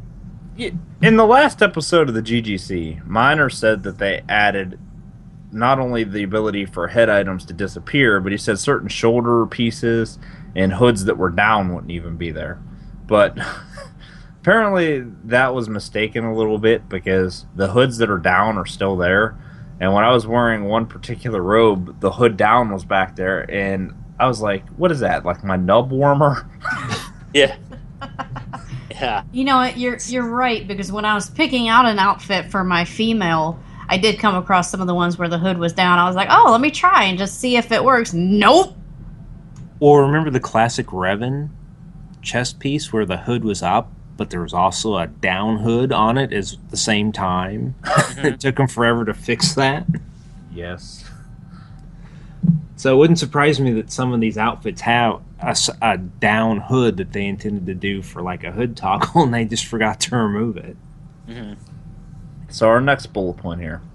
Are we satisfied with the amount of options we have at customization? And I'd like to note that there are only 2 jewelry types for males, 3 for females, and they're available in 3 different colors. So let's go around here. Lou, customization, how'd you feel about it? Well, the jewelry's not that bad. I wish they'd put more. Okay, because the jewelry items, especially when you're trying to appeal to a player base that wants to make their own Togruta, distinct from everyone else. Is you're not running around with, again, with 1,000 Ahsoka clones in the fleet or the Empire, whichever way you decide to build your Togruta. Again, as we've always said in the past, variety, okay? Come up with some more headpieces or jewelry pieces that both genders can wear. That way you have you give the players more choices as to how to stylize the Togruta to reflect the player. Okay, not that way, because eventually what's going to happen with only two jewelry types for males, 3 for females, you are going to run into someone who has the same exact pattern you have, okay, and the same setup with jewelry. I thought that I made my Togruta so unique with the colors that I picked, which I'm not going to say them on the air, but I thought that it was really unique. And I went all the way through Tython, didn't see anybody with that pattern, went all the way through Coruscant and run around Orbantel, didn't see anybody that looked like my dude. And then the next day I was at work and somebody tweeted out a picture of their Togruta and it was like the same patterns, just a body type 3. And I'm like, oh. So, right, you're right, Lou. Everybody's going to have a twin out there somewhere. Right, twin, triplet, quadruplet eventually. But again, given the limitations we have with the engine, okay, and again, the assets and the time that they're allowed to work with, I guess this is what we have to work with for now. Not saying that, again, someday in the future they will introduce more options, okay, more jewelry options, more patterns available, and so forth, which I think would be neat, okay. Because you always want to keep your player base happy, and we all know the customization kiosk on the fleet, okay, or on the capital worlds are very popular. Where players are dissatisfied after playing with a character for a while because building your character and character creation, or actually seeing your character live, so to speak, on the planets, you will notice a lot of differences. Okay, there are times when I've created a character and realized, oh man, what the hell was I thinking? On a character creator, it looks bad, and on a real, out in the world, out in the questing world. So all right, I go to the kiosk, get it changed, and the fact that when you give these players, when they know they have a lot of stuff to choose from, okay, they don't have to worry about, all right, am I going to run into myself, 50 times over if I leave this world? Okay, you want the players to walk around, to play the game knowing that they, that's their hero, that's their, gosh darn it, that's their hero, only one in the galaxy. All right, and given that BioWare Austin straight out said they're going back to the storytelling roots. All right, now you should make the players feel more unique. Given the constraints of the game that we have now, and allowing more customization options, patterns, colors. And I make the color palette even better. Okay, I don't understand why that's not a process, why that's not in the game. Where just give us the damn color wheel and let us build the shaders at this point. All right. Because then they couldn't sell you more colors down the road. Yeah. True. Okay. All right, you bring up a good point. Yeah, that would be something good that they can do. All right, to again raise more capital for the game. But then again, want the players happy, give them something. Throw the players a bone every now and then, or something like that. Oh, they throw us plenty of bones. Yeah, they do, and I'm not going to say they're good ones, but they do throw some stuff. Though, to Play's point earlier about the the live stream that they did showing off the Yavin 4 Stronghold and the female Togruta. Now, he says that he thinks that they didn't show the male because the head tails were shorter. I don't believe that. I honestly believe that they didn't start the male at that point, and I think that they made the male Togruta over the last month. Because the colors and stuff were exactly the same. It was just a matter of rendering that model for the headpiece that goes on there. Yeah, no, it just the thought, just being a bit skirmish there. That would be really deceptive of them. Yeah. No, but sometimes you want to tweak them about that. Those type of things, like, whoa, gee, this is a big change. Maybe this is why you didn't want to show it. But I'm more tended to agree with you, is that they probably didn't have a male model ready, that they were focused on getting the females for right, because they probably figured more people would be more like Shakti and Ahsoka. Right. That's why they added their patterns one for one. Right. Or, if we go to a completely like sci-fi nerd sense, okay, a lot of species, females are going to have size differences over the males. Okay, like when we look at, let's see, all right, let's look at ants, all right? The queen ant, she's bigger than the drones, than the male drones by a long shot. So maybe this is a way of saying, okay, the males for the Togruta, okay, their Leku Montrails aren't so big. Just a wild theory. Well, to be fair, though the Leku are shorter, the Montrails are bigger, more massive, and point forward more, and they almost look like dominant male horns on some kind of a beast. True, yeah. Like, they look more masculine up top, and just below is shorter for whatever reason. Yeah, maybe it's a trade-off. Again, maybe it's to show a complete differentiation between the genders. If that's what they went for, okay, I could buy that. That's a good enough reason for me. I want to chime in on the satisfaction level on the amount of options that we have for customizations. Jewelry, to me, I have to say that I don't really care, because I'm not a jewelry person anyway. I don't really wear jewelry. I did put some on my Togruta, I did, but I probably won't change it ever. As far as happy with the colors, I would say that I'm happy with the amount of colors that we have, because I did go to that kiosk and change my colors like 15,000 times. And Fred can attest to that, because he was like, are you changing her again? I'd be like, yeah. I don't know why I kept changing her, but I did. But one of the things that I feel like it's lacking besides eyebrows, cosmetics.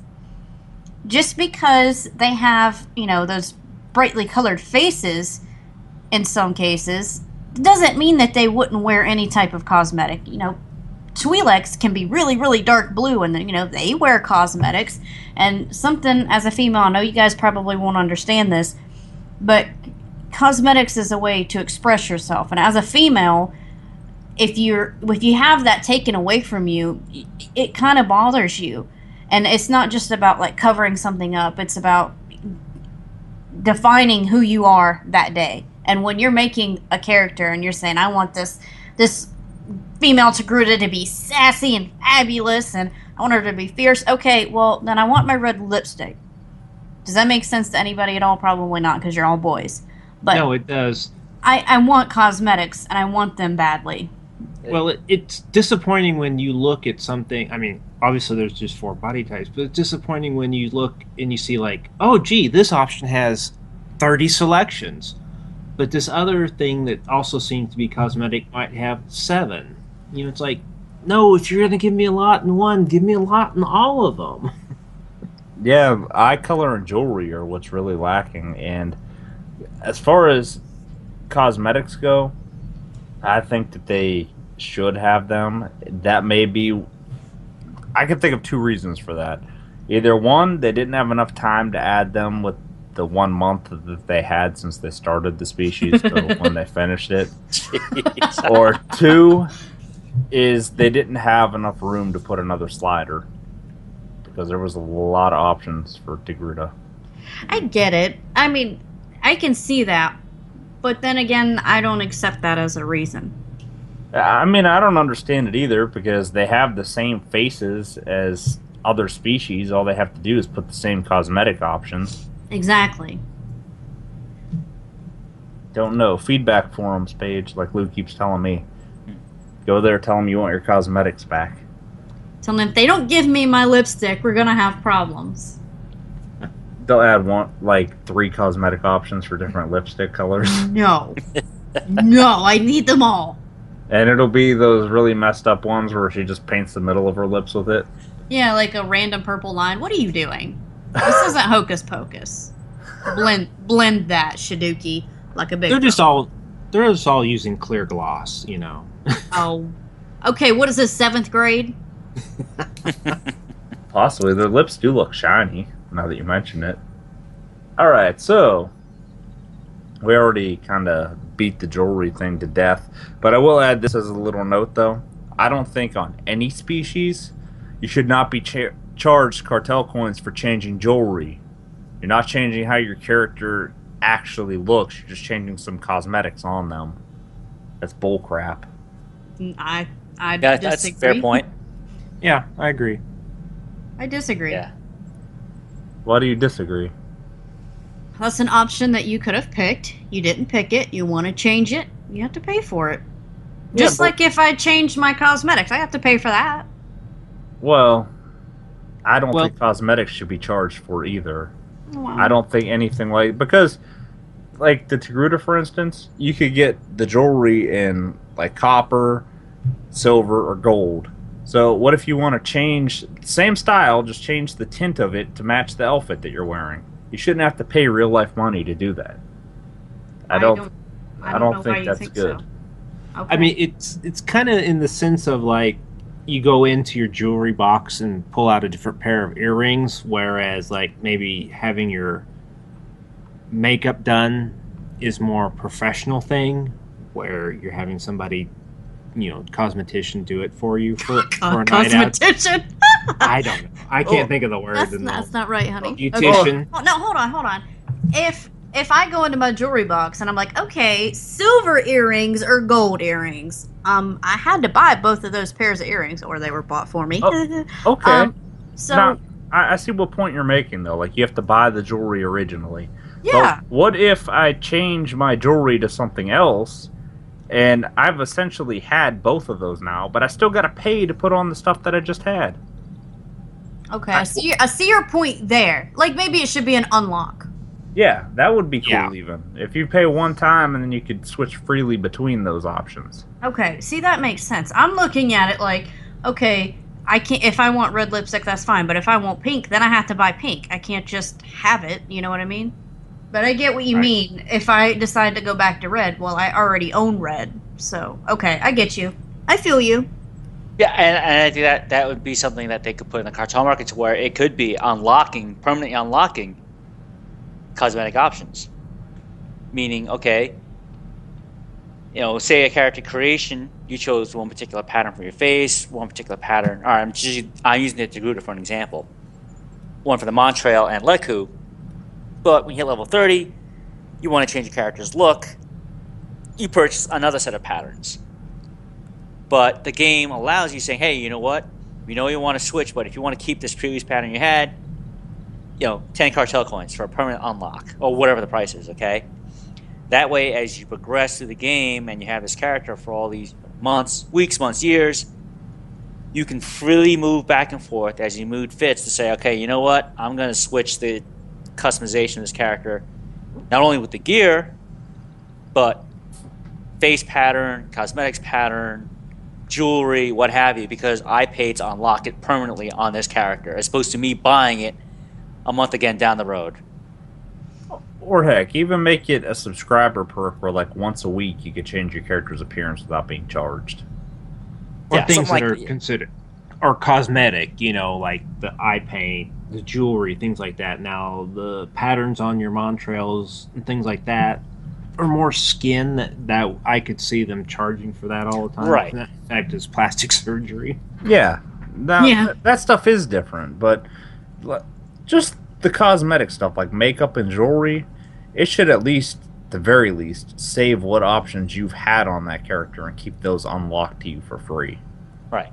Because it's crap to get nickel and dimed, and changing your cosmetics, like your earrings and stuff, should not be as expensive as changing your face.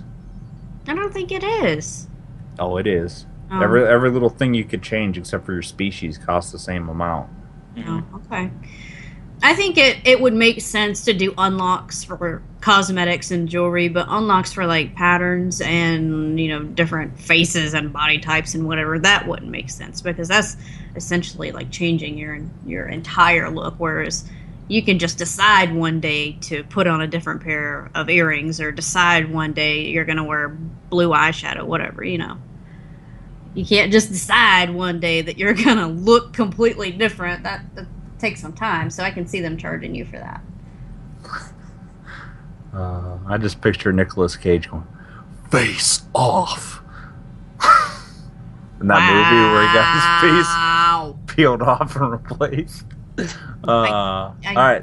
Judging you. So, racial ability is storytelling. What do we think? Spawn a campfire and start waving your arms like you're talking to people. Yeah, I didn't realize when I first got it. I think I noticed it when someone mentioned it on Tython, saying, "My God, I couldn't believe it's 600 seconds long." It's 999 seconds long. It's just amazing. Like, wow, they really made this racial ability go all out. Yeah, it's just like the Twi'lek racial ability where they dance for 999 seconds. I'm not impressed with it. I just don't like it. I feel like it's boring. Like, who are you talking to? Well, You're again, alone. Remember a month ago, they didn't even have a racial ability, and they might not have gotten one. And that's another thing that disappoints me. This is all you could come up with in a month, is to stand there and wave your arms? I'm fully convinced if I didn't ask in the live stream what the racial ability was going to be, it still wouldn't have one. Like, oh yeah, we need to think up one of those. Oh yeah, how about that? No, it just, it makes no sense, especially like when you're alone. Who are you talking to? And I will tell you that I'm surprised they went with what they did, because out of the entire game, the worst graphic that this game ever renders is fire. It looks horrible. And they used it as part of the racial ability for this. But whatever. Racial abilities aren't really something we use often. But I love being in war zones and like I'm protecting a node and I just got this fire in front of me waving my hands like a crazy person. Yeah. It's great. Alright. So then the biggest complaint, other than how the male appear with the smaller Leku, is that the Leku in general are stiff and don't move fluidly. You mean like in comparison like with a Twi'lek? I suppose, like, they expected them to be more fleshy and to move with weight and stuff, like how hair does, kind of. Okay, well, it's not hair. It's impossible to know how dense those are. Like, you can't just decide that something should be weightless and should move the same way that maybe the Twi'lek Leku, rather. That's not how it works. You can't just decide that that's how it should look. I think that they go off of what they've seen in Clone Wars with Togruta running around and they move. But I just don't think that this engine's capable of doing that right. Yeah, and that was going to be my thought, was the fact is that there are a lot of limitations to this game engine. All right, the devs themselves have admitted it, that there are things they simply just cannot do because the game can't handle it. Let's look, for example, the limitations we have on strongholds. We will never get more than 4 because 5 will break the game. All right, they've tried it; it won't work. Yeah, so those of you who want to buy, biggest complaint with strongholds, I don't want all of them. Right, and to me, that's a no-brainer, because why shouldn't I have more strongholds? Okay, that's something I'm willing to spend money on and decorate, because if I'm into that, if I enjoy that aspect of the game, why the heck not? Okay, I can have, if I play GSF, yeah, I can have fighters, bombers, what have you.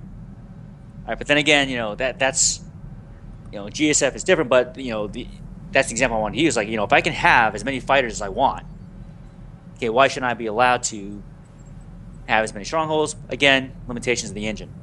Right? That's- Who knows Well- down the road?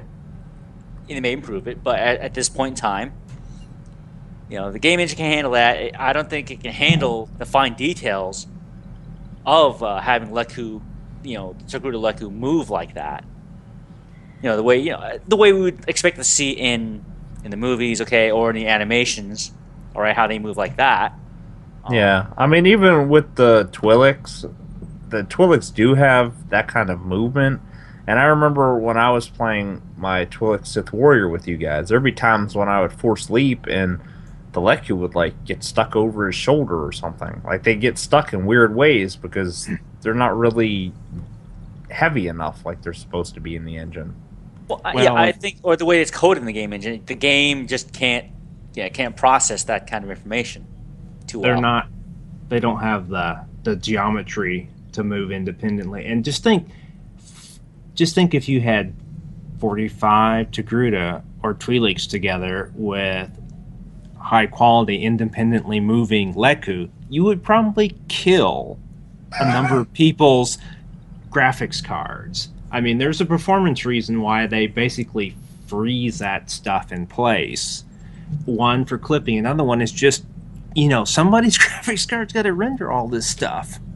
Right, and it's not like if you play the PC version of Tomb Raider, okay, to where if you play the console version, it looks good, but my God, when you play the PC version of Tomb Raider and your machine can handle it, all right, you can see every hair on Lara's head move independently with the wind. I'm not looking at her hair. Wow. Okay, but that is a prime example of the kind of physics that are possible in the game. Granted, Tomb Raider is a single player game, right? But the kind of, I think some of the things we want in the MMOs, we want that kind of performance. Like it can't happen because, as Pelly just said, there's people's cards out there that would destroy themselves. Okay. Yeah. That can't handle that kind of processing power. Yeah, that type of what they call tress effects is just, you have to have a high-end card. I mean, I have an NVIDIA 980. I would hate to see fully modeled with geometry and independently moving Leku on multiple characters. I mean, it would make a boss fight look simple. I mean, it would make cards just roll up and cry. You'd probably have slideshow movement just because, if you had 30, Togruta turn or twirl or something, and all those Leku moving independently, all that stuff's got to be rendered, and and you want to see it in accurate fidelity. That's a lot, and that's also a lot of information that's got to be sent back and forth. Well, I do think that BioWare at this stage of the game is self-aware of the limitations of their engine, and they did the best they could in the engine with the 1 month time frame that they had to work on this. Mm-hmm. And I think it came out pretty well. So your last question is, was it worth it? Well, I also want to point out that for this was it worth it for 600 Cartel Coins purchase, Swtorista actually did a nice breakdown of this, and it's on her website as a Swtor Togruta review, or Togruta Worth It. And upon last check, it wasn't linked in her menu yet because she's revamping the site. It will be linked in the show notes on our website. Well, it will be linked with the episode on our website because we don't really provide a whole lot of notes. But check that out if you want to see this article that she wrote, because she did a great job of breaking down every aspect of the Togruta, including all of the customizations if you're wondering what you get when you unlock it. And it's a good little read. And she tells you all 3 ways to get the Togruta. So, everybody, was it worth 600 Cartel Coins for you? I'll start. Yes, because I don't really spend my Cartel Coins anyway, and they were just sitting there, so why not? Yes, I think it's good to add the species. I think given the circumstances, they did a pretty good job. Hopefully this will sell enough that they consider even more species. As we were talking before the show, I think adding a species or a stronghold is a good thing to put in some, some of the summer patches, or the ones that aren't having big content because they get people in and just playing characters to see the new races and stuff like that. Right, and I'm right up there with play. Yeah, with you guys, I think it is worth the 600 cartel coins. Okay, it's just the fact that Togruta are a popular species. I'm glad that Firewatch finally gave them to us. I'm happy with the ones I've created so far, and from what I've seen, a lot of players do like it. Okay, and this is on my characters. Just seeing when I'm on my Togruta characters on the planets that are on now, or if I'm on my other characters, and just seeing the reaction I read in chat, whether it's on the fleet, okay, or on the higher level planets, mid level planets, whatever character I'm on. With this kind of positive feedback, again, it gives players hope, and we'll tell Bioware, hey, you know what? You did this race right. Do it again. You have other races that players are asking for. You can do it. Take the time you need. Gradually roll them out. I mean, I'd be completely happy if every year, once a year, Tor released a new race to the player base. I think that'd be cool. I would be happier if they could do it every 6 months, because honestly, no matter what anybody says, I'm completely convinced that they made the male Togruta in a month. Like, honestly. Mm-hmm. And I think that there should be no trouble with them whipping out a new species every 6 months, because they don't all have to be like the Togruta with crazy alien head things going on. There's plenty of species out there that are just recolors of the human model, and people would play them if they added them, and people would buy them. Right. I mean, and like I said, they could. They could probably just tweak the Cathar model a little bit to make Bothans, and people would buy it. I would. The Bothan in Kuat Drive Yards, Republic side. He looks amazing. We want Rhodians, so we have a 50 bazillion Greedos out there. Right, but seeing if they ever release the Bothans as a playable race, I would just completely hop on my Sith Marauder, okay, or my my Sorcerer over a pile of NPC corpses just to say, many Bothans died today. Just so I can just use that classic line from Mon Mothma to just say, many Bothans died to bring this information. That's right, because I killed them. It was me. Okay, well, good conversation. I think we dug pretty deep into the Togruta, which is surprisingly a lot more Togruta talk than any other show's done over the last week. Most people just mentioned that they came out, but nobody really seems to be as enthusiastic about them as we've been. Don't know why. So let's go ahead and move into our Star Wars recommendation of the week. What do you got for us, Paige? For those interested in actually getting a look at the recommendation of the week, I will be posting a link with the photo on the Facebook wall. I actually think I might be behind on that again. This week we have something new from a website I've never visited before, like 4 days ago. And it's from boardpusher.com, BOARD, pusher.com. And it is a skateboard. There aren't any wheels on it, but I think that that's a thing that people do. Like, they pick their wood and then they pick their wheels and then the metal things. I'm not a skater, guys. I don't know this. But it's a 100% Canadian maple 7-ply lightweight construction, killer kickflip, concave, high-res, heat transfer, graphics, free switch stance, and tons of pop. And it's a classic kind of helmet design that they have. It looks like a sugar skull design almost. The helmets include Boba Fett, Stormtroopers, and Darth Vader. They're really cool looking, and I can't wait for you guys to see that, because I don't know if anybody still skates. I mean, it's not the 1980s, but I think they still do it. Get on that skater, punks. Buy one of these for Treek. Yep. Oh my god, to make it easier for her to get around. We're gonna go as a mount. We're gonna get the skateboards like Back to the Future, okay? We want the hoverboards. That would be cool. Maybe we could strap ID10T to this thing. Marty! What? Why? Alright. There's your feedback. Everyone. Good news, everyone. I love it. Since they're soliciting for new mounts, make that suggestion, the hoverboard. That would be cool. That'd be cool. Just imagine the clipping issues with that. Your robe will be dragging in the dirt. Oh, but like with every other mount? Come on, that hasn't changed. At least they keep What's it new about that? They keep it 2 inches off the ground with every other mount. If you're on a hoverboard, it'll be dragging in the ground. I guess that depends on like how far you are off the ground, though. Yeah, I mean, I would at least keep it a couple feet off the ground. That way, it doesn't your whatever robe you're wearing doesn't clip into the ground. I would hope they would think that through and say, you know what, it's gonna stay at least 2-3 feet above the ground. That way, it doesn't do that. That way, nothing can touch the ground, and if you fall off, it'll hurt. They'll go to Lucas. No, that's not canon. How many McFlys would we see in the game? Oh my! I want to get a raft that's pulled by 4 Gungans. All of them have muzzles on, of course. Bless. Oh God. They should do an April Fool's Day event where they turn everybody into Gungans or something and just No! drive people crazy. Watch chat just explode. You know how many people would quit the game? I would. Back to my terrible segue. Good news, everyone. We have an intelligence report. Go ahead, Lou. Thank you, Decker Kane. And today, I did shift from Farnsworth into Deckard Cain.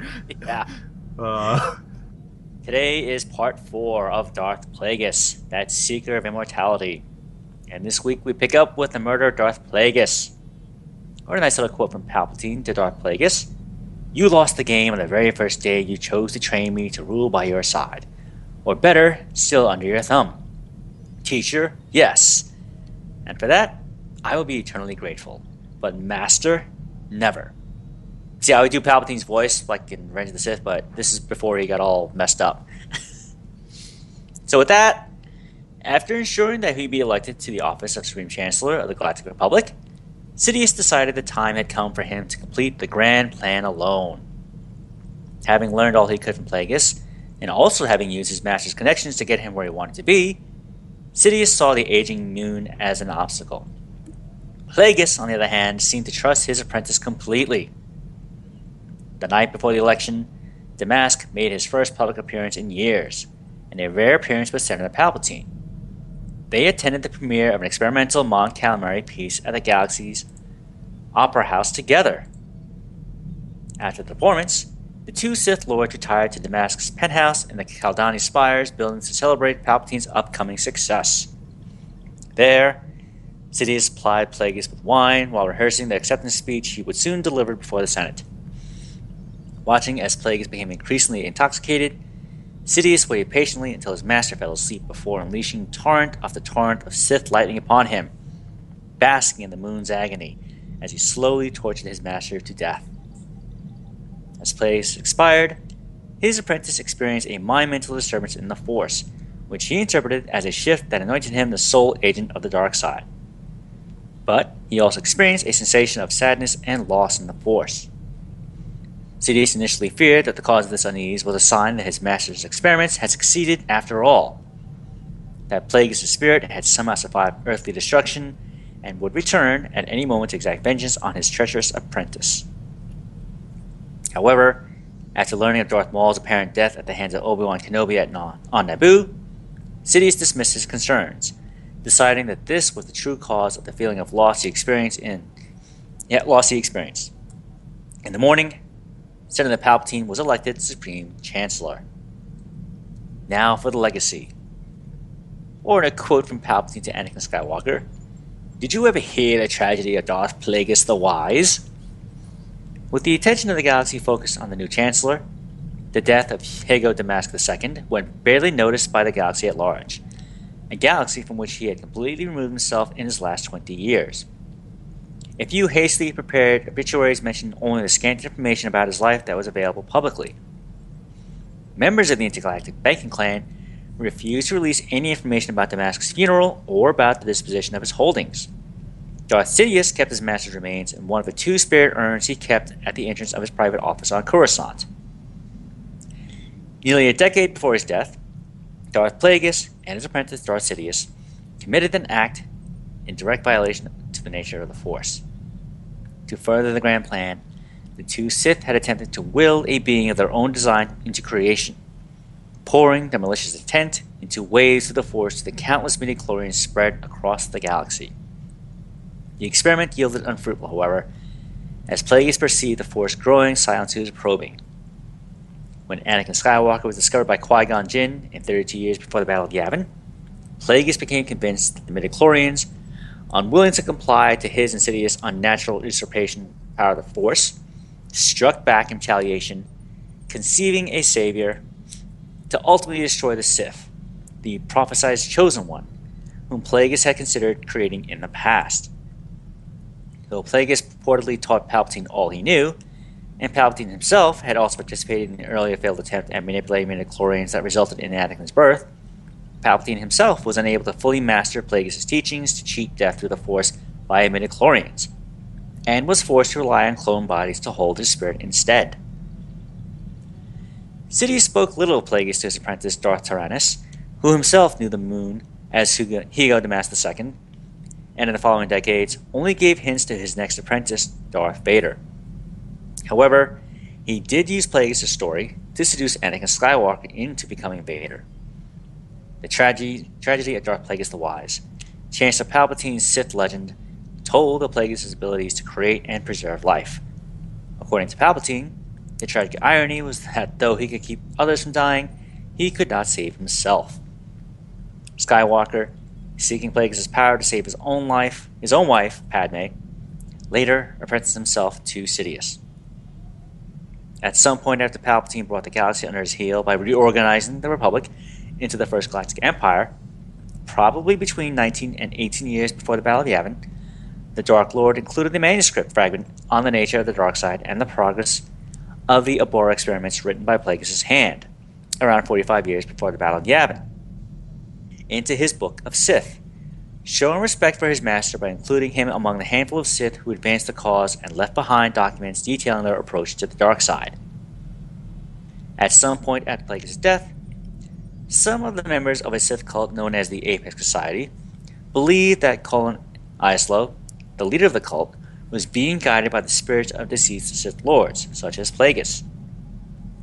When historians in later years weren't able to find much information on Plagueis, they suspected that Palpatine had destroyed everything about his master.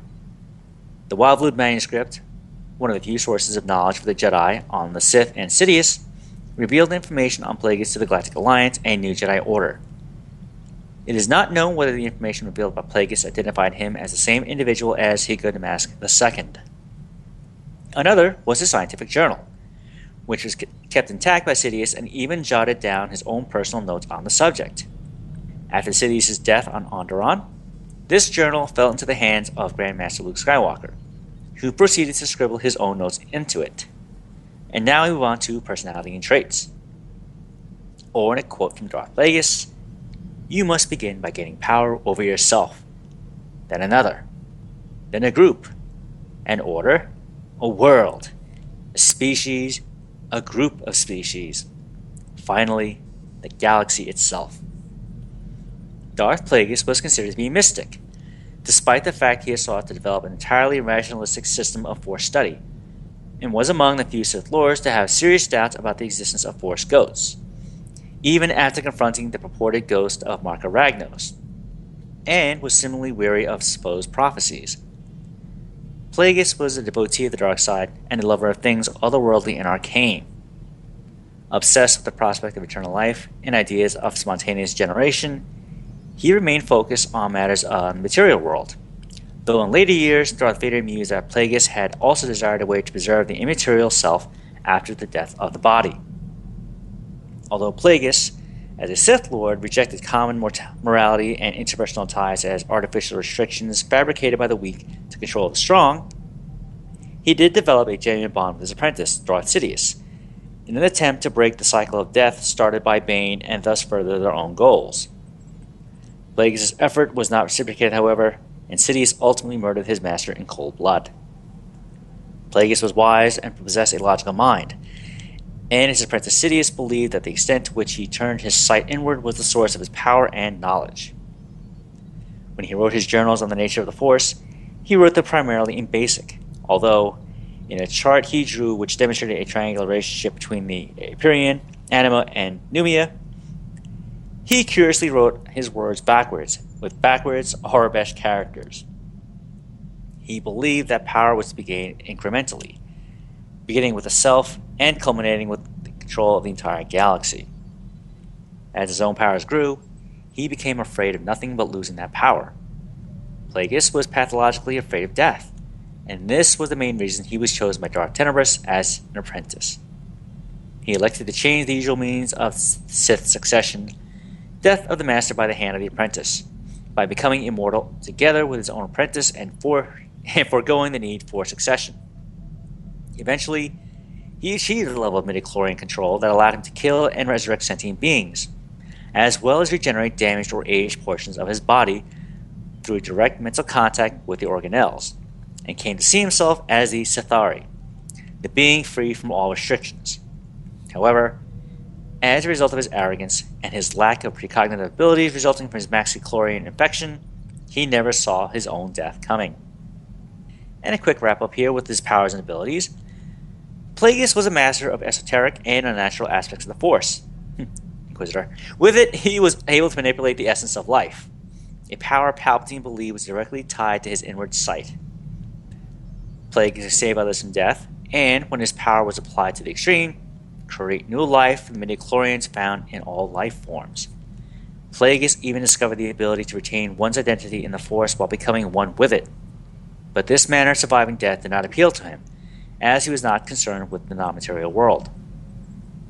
He also had some familiarity with the concept of transfer essence, a technique his master was also interested in, but chose not to investigate it, as he desired to become immortal while retaining the use of his body of birth.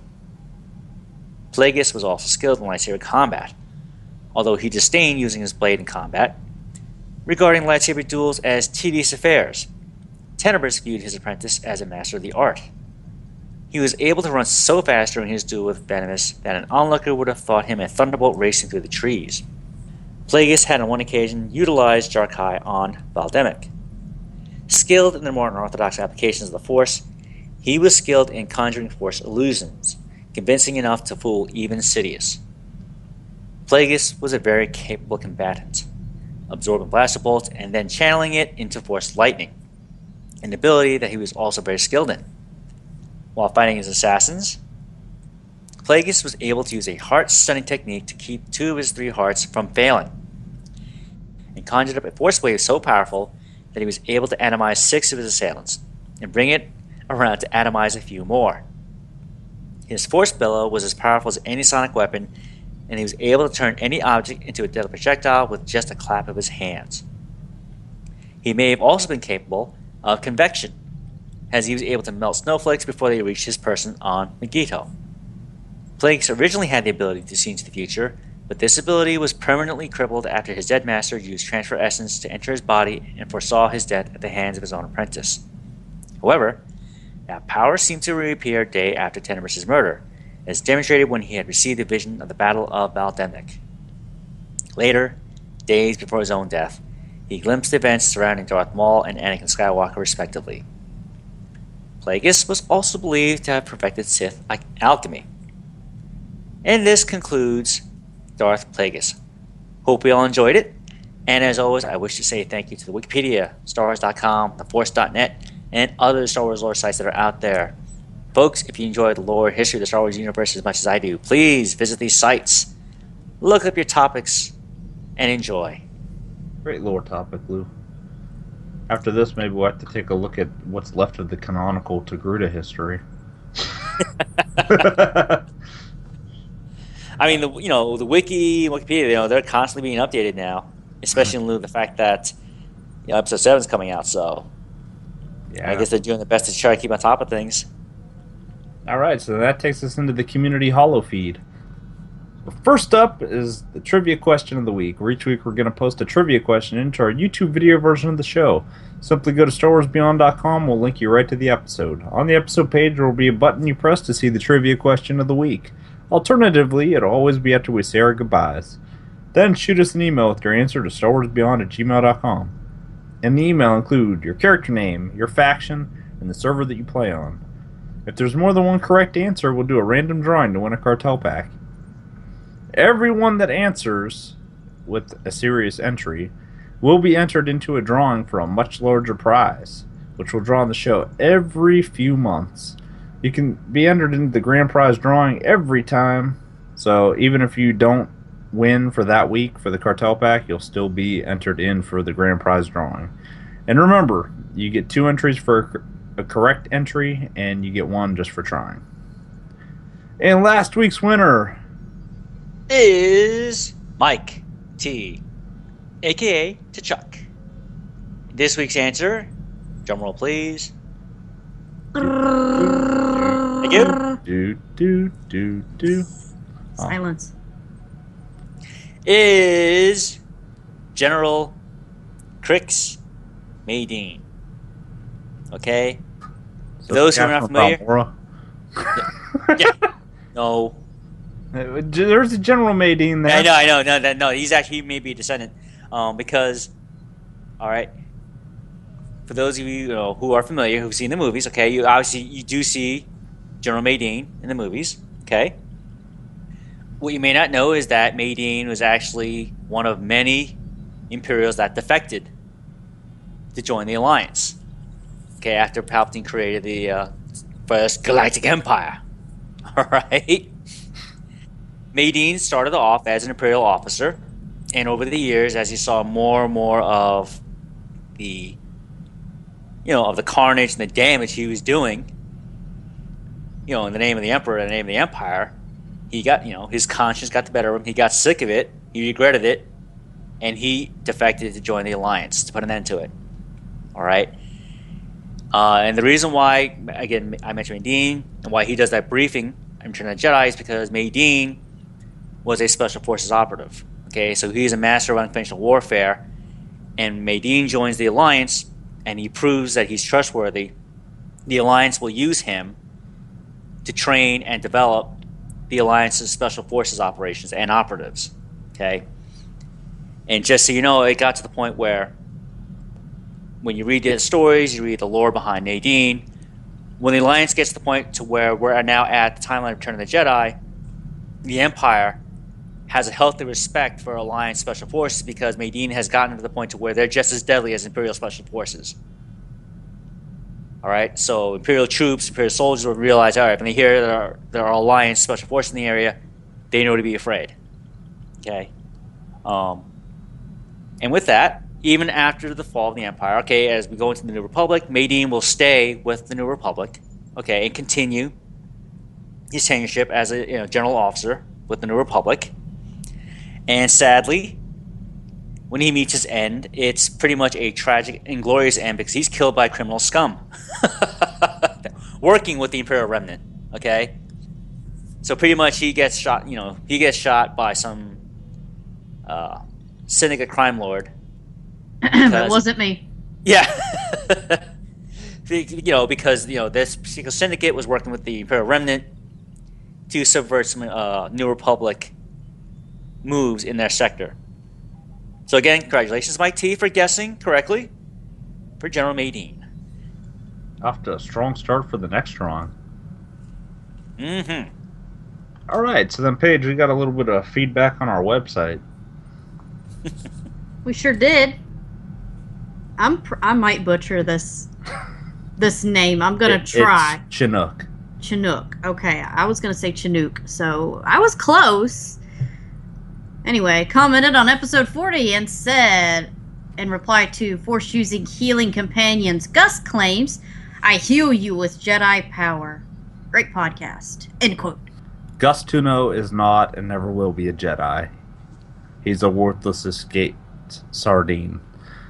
Alright, so then we move into our emails. Our first email tonight is from Sneaky on Foota, and they write, he or she, I don't know which. That's an amazing name, Sneaky on Foota. My reason for emailing you is if I've learned anything from playing another licensed MMO, I'm sure you know a lot of these decisions have to be approved first, but maybe not to what extent. I played DC Universe Online for years. Its second expansion / DLC was Fight for the Light. We got Green Lantern hard light powers and quests, probably as a tie-in with the movie that came out earlier that year, but we weren't actually considered to be lanterns. That is, in the Green Lantern Corps. Essentially, our rings were fake constructs, and we weren't allowed to even have lantern emblems or green auras. They added other colors, but not green. It took years before DC finally allowed them in-game. I believe they thought it would damage the Green Lantern brand, but the movie did that all by itself. LOL. Yeah. The DCUO team has always been more forthcoming about things like this. Currently, they're about to add cross-faction play. In a tweet by the senior creative director, quote, DC just approved cross-faction PvE, end quote. Can't imagine what it's like to be under EA, Disney, or DC, but I imagine both teams have to jump through hoops to get anything done. And I imagine that's very true. It is, but I know that from what BioWare has said, when they've been asked if SWTOR is canonical, they said basically they're in a limbo area because they're set 4,000 years in the past, approximately. The board or the group that deals with the canon now basically considers them non-canon, but they're kind of allowed that they think they're cool. What BioWare does is cool, and they're kind of allowed to do their own thing. But I also know that BioWare has said they always run everything by the canon board to get approval. So if there's anything that they're doing that the canon board doesn't like, they can change. So they work with them. They don't necessarily have to for everything, but they want to make sure they're not shooting themselves in the foot with anything going forward. So it's one less of you must do it this way than people might suppose. You know, it's more of we respect each side respects the work of the other, and they try to make sure that they come out with a product that fits the message that everybody else is doing. You know, how everything else being presented. I mean, I have no doubt that, you know, there are some Disney and Star Wars overlords that would definitely have a problem if this game did certain things. But I don't think that anything that we've asked for on this show would be anything that they would be told no to doing. I don't think we've asked for anything that far out of the box, have we? No.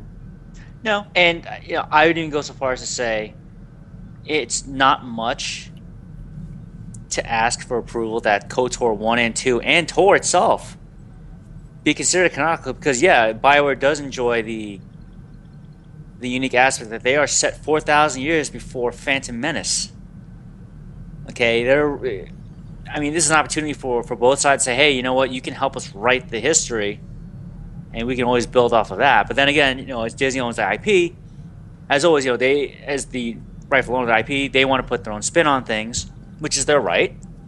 Okay, and maybe at some point they'll go back and look at all the other properties that are out there, all the other things that are released, because you know, gradually these things do take time.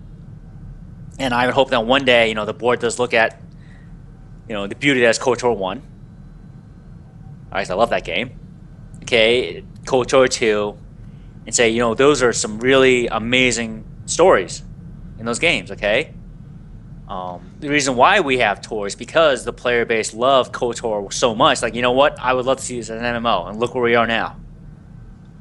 Well, and there on YouTube you can find director commentary where they were going to add Revan as Darth Revan in, and Bane as in one episode as Force Ghosts to one of the Clone Wars episodes if they had made it in.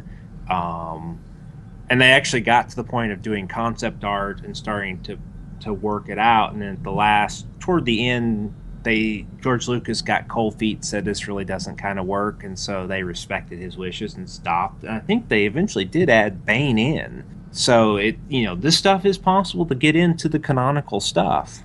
Mm-hmm. Yeah, we need a fan of KOTOR to be in the right place in Disney. Right, yeah. or at the very least, you know, someone or maybe a couple folks in the canon board to realize, you know, just recognize the amazing story that's behind the KOTOR universe. okay, recognize it and respect it for it and say, you know what? That was an amazing piece of writing back then. You know, it set the pace for where we are now, you know, helped set the pace for the Star Wars universe. It's a chapter in the Star Wars lore, whether they like it or not. So let's add it. You know, let's build off of that. Or just a little Easter egg. Have Revan's mask on the wall or something as a, you know, as a Sith memento or a Sith artifact. You know, things like that you could get away with. Because one thing that does strike me that irks me, because, you know, I do watch Star Wars Rebels. And the thing is, if they go away with all the other stuff that's not, you know, canonical, you know, then how are they going to explain, you know, the Sith going forward? Like, are they always just going to be two? You know, always going to be the rule two? It's like, my God, you really, like, two Sith caused all that damage. Yeah, they did, but it took them several, you know, 1,000 years to do it. But then to call them, refer to them as the ancient enemy of the Jedi, it's like two for the fact that you've been around for 25,000 years. And two Sith have always been a thorn in your side. I mean, that's just one whacked out concept that comes to my mind when you think about it, of how they're reimagining the Star Wars universe. Yeah. The rule of two isn't really that believable in the grand scheme of things. But, I mean, even when you watch, like, Revenge of the Sith at the point when Order 66 gets executed, there's no way, no matter how it's explained, I would never believe that those clone troopers could kill all those Jedi. Like, I would just never believe that. It would have been more believable if they had some kind of droid that was specially made to kill Jedi. And, like, their chassis was built out of cortosis and stuff. But a bunch of trash clone troopers, I don't buy it. Well, and that's the thing, too. Like, they don't explain that they could go into, if they wanted to, you know. Because you got to remember, yeah, you're right. Not all the Jedi are killed that day. You know, Order 66 release. It's a gradual process. And I remember reading the very first Vader book that came out. You know, it's, you know, one of Anakin's tasks, you know, is hunting down rogue Jedi. It's hunting down whatever Jedi that are found. Okay, in all the older Star Wars games, the first, you know, the shooter games like Dark Forces. Okay, what's Vader's thing? He's hunting other Jedi or other Force sensitives that, you know, that aren't feeling too favorable towards the Empire. You know, he's hunting them down, and you see him hunt down and destroy the rest of the Jedi Knights, like Ben said in New Hope. Yeah, he gradually tracks them down and kills them. Which pretty much is a pointless endeavor because those Jedi are hiding because they have no interest in fighting the Empire anymore. Yeah, just busy work for Vader. All right, but we also got another email here. And this one comes from Mike T. Again, aka Chuck, and he writes, "Thank you so much for the reward." You're welcome, sir. "What an awesome surprise. I have been eyeing up the large coffee mug in your store for a while, so I will have to select that. Thank you. I really enjoyed the trivia question and look forward to it every week." Well, I'm glad you do, Mike. We're all glad you do. And how large is the coffee mug, Fred? Just how large is it? We looked this up when Robbie won one. I think it's like 16 ounces. 16 ounces? Wow. That's a lot of coffee. Good going, so. Mike. See, you keep asking me that, Lou, and then every time you ask, I got to pull it up to verify, so I'm not giving bad info to our fans here. Doing a 20-ounce cup? Jeez. It is 15 ounces. Nice. That is a good cup of coffee. 15 ounces. Or, you know, gin, whatever you're putting in there. Which there may be a surprise associated with that. There may or may not be. So I'm not going to promise anything, but... Oh, you mean there may or may not be rum? No. No, Jack Sparrow, no. So what's going That's on? Captain Yeah, Jack you do it. It's Captain. What's going on in our SWTOR community, Captain Paige Sparrow? Check out our fellow SWTOR podcasts. Most of them are available on iTunes, Stitcher Radio, and at SWTORnetwork.com. There's Corellian Run Radio at CorellianRun.com, UntiniCast at UntiniCast.com. SWTOR Skate Podcast is at NewOverlords.com. The Usual Podcast is at TheUsualPodcast.com. Passionately Casual Podcast is on iTunes, which has JT from Corellian Run Radio and Jesse, a.k.a. Unholy Alliances, on Twitter. Old Republic Radio on iTunes, and the Bad Feeling Podcast at badfeelingpodcast.com. Be warned, that's an explicit podcast. Also follow Madmar at Swtor Family for the latest happenings of the Swtor community. If you'd like to have your podcast listed on this segment, send us an email at StarWarsBeyond@gmail.com. And if anybody is interested in finding out more, the rumors have been going around about how BioWare's given information to Lady Insanity, and she's been distributing that to the community. If you're interested in finding out more about Lady Insanity and what's going on with that, check out the last episode of Corellian Run Radio. They had her on as a guest and did an interview, found out about how she got that information from BioWare, and it's a little bit of insight into the new streamer that's coming to the community. Now, I'm going to tell you one more time how you can get a hold of us. You can find out more about our show at StarWarsBeyond.com. You can like us on Facebook at Facebook.com/StarWarsBeyondPodcast. Which I want to interject here. If you haven't done so already and you have a Facebook, please go to our Facebook account and like the page, because we've been pretty stagnant for a while there. Send us an email to StarWarsBeyond@gmail.com. You can tweet us. The show is at StarWarsBeyond. I am at Sith Lord Corv. Lou is at GamerGuy11B. Paige is at Asa Fiery. And Pele is at WoW Piper. And now it's time for our final thoughts. I think it's good to see the Togruta. People are happy with that. Now let's hopefully, which we said when the Cathar came, that we see more species. More variety is good, since this is a science fiction game and we don't have class race restrictions. Every race can do everything. Why not give us some more? It's a good thing to give, and like I said, in the alternate patches, when you're not introducing other large things, it gets people playing the game. Just go look at the starter worlds with all the Togruta. And what do you think, Paige? My final thought, oh my god, give me cosmetics. I need makeup. I need it so bad. As for me, I do like the Togruta release. I think it's gone extremely well. And I'm hoping that BioWare takes this as a sign to say, hey, as I mentioned earlier, let's keep doing this because it's making the player base happy. It breathes more, more life, new life into the game. All right, because as Pele just said, this is a science fiction MMO. There are multiple species out there. Let the players have fun. Let them go crazy. Creating and playing the player, the species they want to play. As they're big Star Wars fans. And and with that being said, I hope that with that, now that they give them the Togruta the ability to hide their helmets or their headpieces, maybe this is a sign that as they tweak the engine further, all right, BioWare will eventually start introducing the more quality of life improvements that players have been asking for, and they can start giving to us. All right, and my final thought is that I'm very happy with how the Togruta turned out. BioWare actually impressed me with what they could throw together in a month. And I feel reinvigorated by the low-level game, and I'm enjoying playing him. And I'm going to be taking him to max level and hopefully get him to level cap before Fallen Empire comes out. Because remember, I'm not using 12 times XP, but it's still going pretty fast. And I've only cleared up through Terrace so far, Republic side. So I have a lot of planets to go. And, okay, Beyond the Stars is an independently recorded fan podcast made in association with NSG Productions. And now it's time to say goodnight. Remember, folks, keep it clean so someone else doesn't have to clean up your mess. Night all. It's funny that you should say that, because I got laundry that you need to do. My jackets must be dry clean. Dry clean only. Good night. Extra starch, huh? Good night, everyone. Thank you all for joining us. See you all again next time. Speaking of keeping it clean, janitor, you take this piece of chalk and you go right on that blackboard until the next show that I will say Shaduki from now on. Good night, everyone.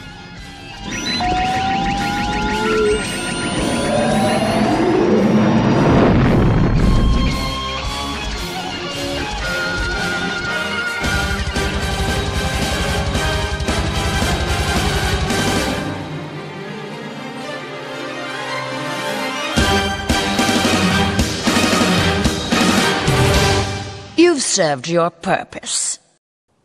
Beyond the Stars trivia question for the week of July 29th, 2015.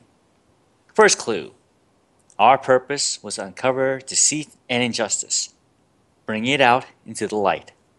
Second clue. We were the middle ground amongst our fellow brothers and sisters in arms, seeking balance between their schools of thought. Third clue. Often, we sought missions that would take us to distant worlds and require us to stay for long periods of time. Fourth clue. Dutiful and faithful to our beliefs in the Force, this did not stop us from supplementing and building our non-Force skills. Fifth clue. Variety and cross-training allowed us to survive purges through the millennia of the Order. What am I? And as always, folks, please send your responses to StarWarsBeyond@gmail.com. And in your email, please include your answer, the character name, what faction you play on, and the server you are on. Did I mention faction? Also, remember, folks, we changed the rules, so you will get credit and be able to enter into the grand prize drawing if you just send in an answer. If you miss the mark, it doesn't matter. As long as you make the attempt, you will get an entry into the grand prize drawing. All right, so take a chance. You never know. Good luck, everyone. Looking forward to seeing your answers.